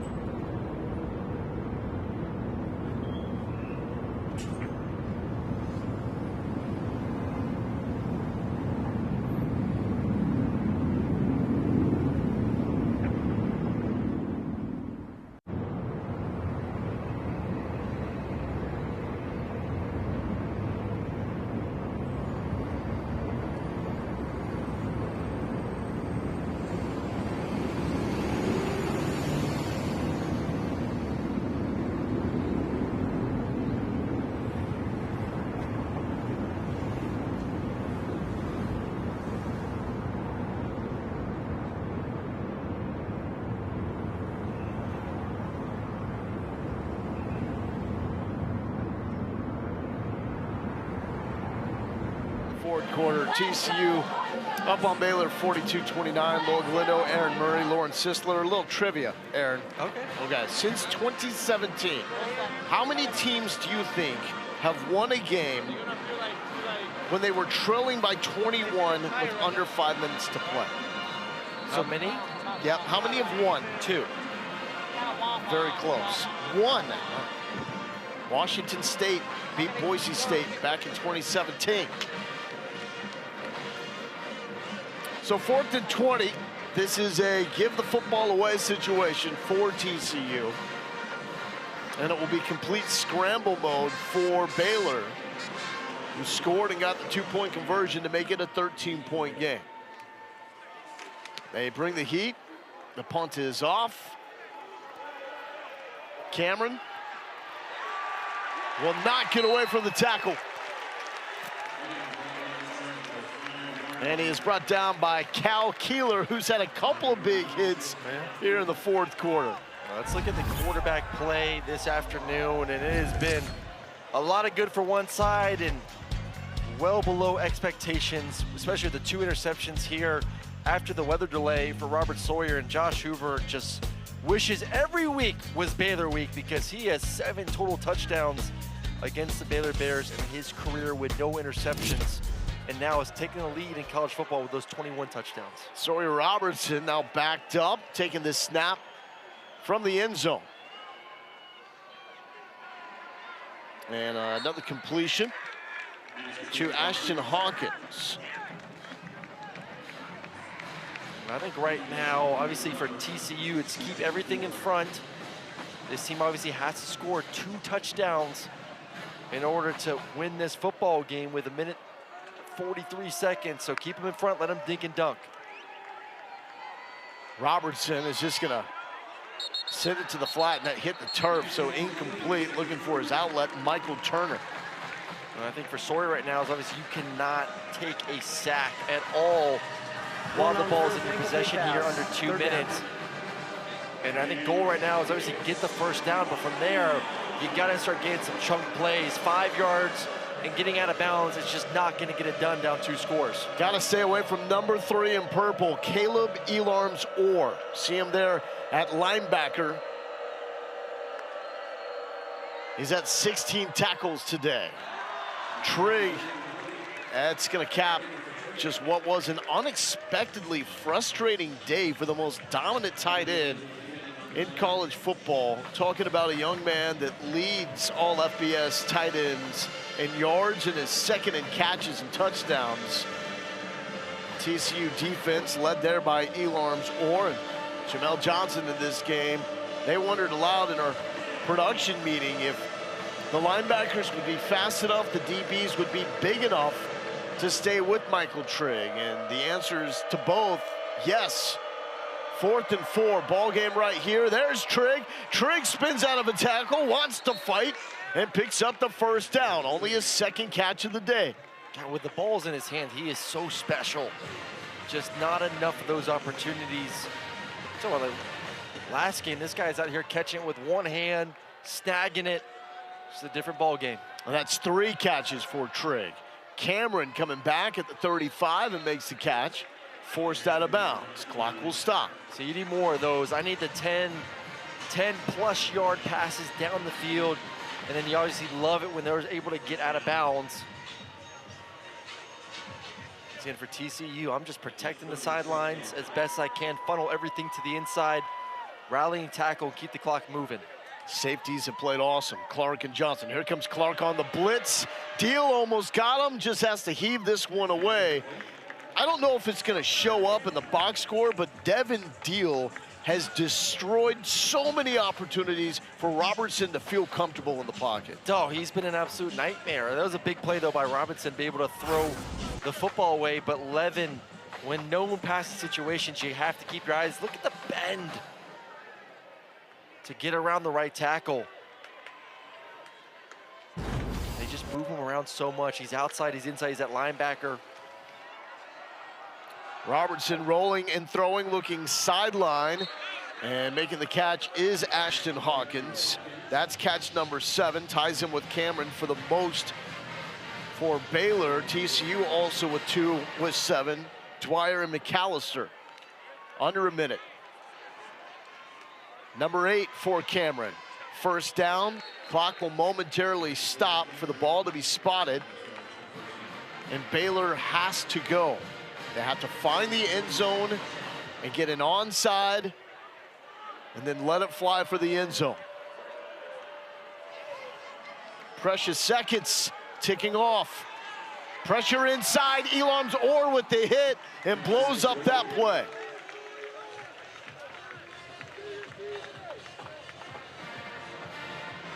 It's too interesting. TCU with 3 timeouts, and you see a defense that is worn out. I would not be surprised right there, since it is a stoppage of clock, if they might have used one of those timeouts just to give their defense a breather real quick.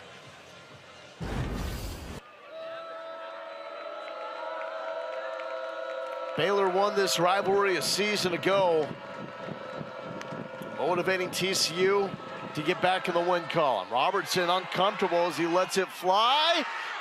Is it caught? Yes! Cole Wilson, full extension for the touchdown. 35 yards from Sawyer Robertson. What resilience. Well, there's the big play that you wanted to see. Take a shot down the field, start seeing him throw 10 yards, 15 yards, and then get your one-on-one. Let's check and make sure it was a catch. Full extension, cradles it. Looks like a catch to me. Looks like a catch to me. The ball can still move a little bit. So this is where it's really interesting. Since Baylor went for the 2-point conversion after their last touchdown, an extra point now makes this a 6-point game. Take another look. I think his arms underneath it, and they confirm, yes, touchdown. Completes the catch out of bounds as well.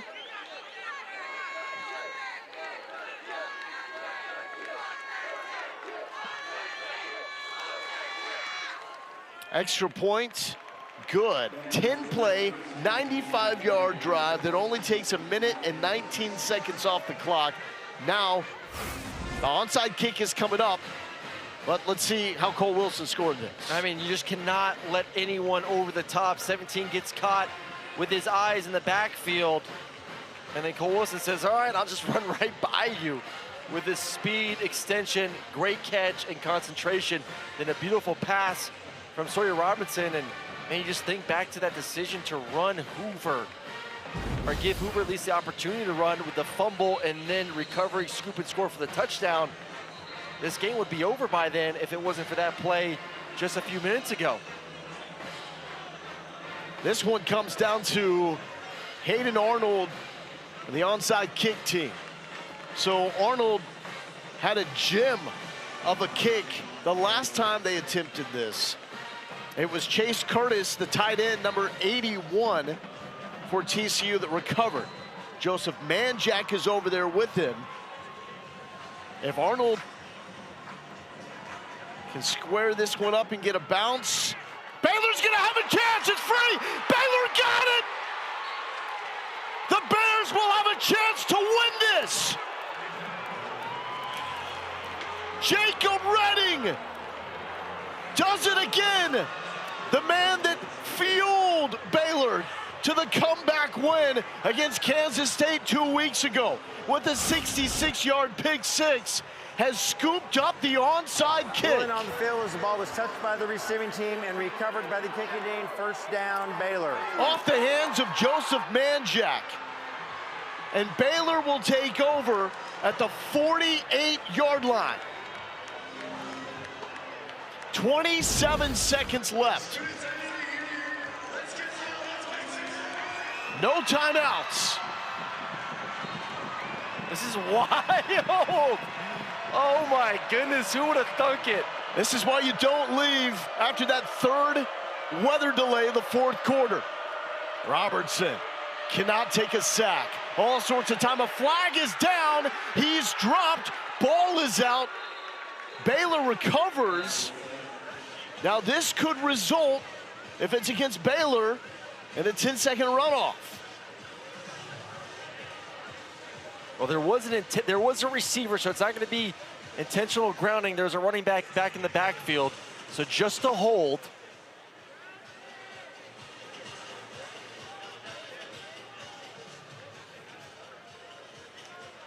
Wow. You just gave yourself a chance. And then a self-inflicted wound on a hold when you cannot have one. The ruling on the field is an incomplete pass. Holding offense, number 66. Okay. 10-yard penalty, replay first down. All right, so right now you have 19 seconds to go. So as an offense, you're thinking we need to get into territory to be able to heave a Hail Mary. And if you get a good completion here and get out of bounds, you may have time to get 2 shots in the end zone, but it's got to be a catch and get down or catch and get out of bounds. Here comes the TCU pressure. Deal picked off. That will do it. Nnamdi Obi-Izor seals the rivalry win for the Horned Frogs. Man, that got a little interesting, didn't it? Woo-wee. Horned Frogs will be able to take a knee and celebrate this win.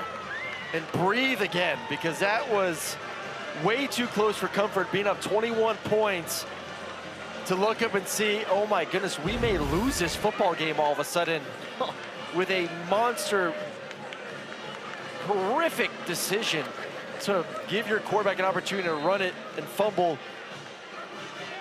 and give Baylor somewhat life here late in the 4th quarter, but they survived. 3 interception day for Sawyer Robertson. Dave Aranda said in the past when they've got hot, it's because they're winning the turnover margin. Did not do that in this game. And for the 9th time in the last 11 meetings, TCU wins the rivalry. And they are still alive in this race for the Big 12, moving to 2-2 in conference play. Baylor drops to 2-2. This game had just about everything and a lot of the unexpected, including 3 weather delays in the 4th quarter alone. So a game that kicked at 11:02 a.m. Central local time wraps up at 4:53 local time.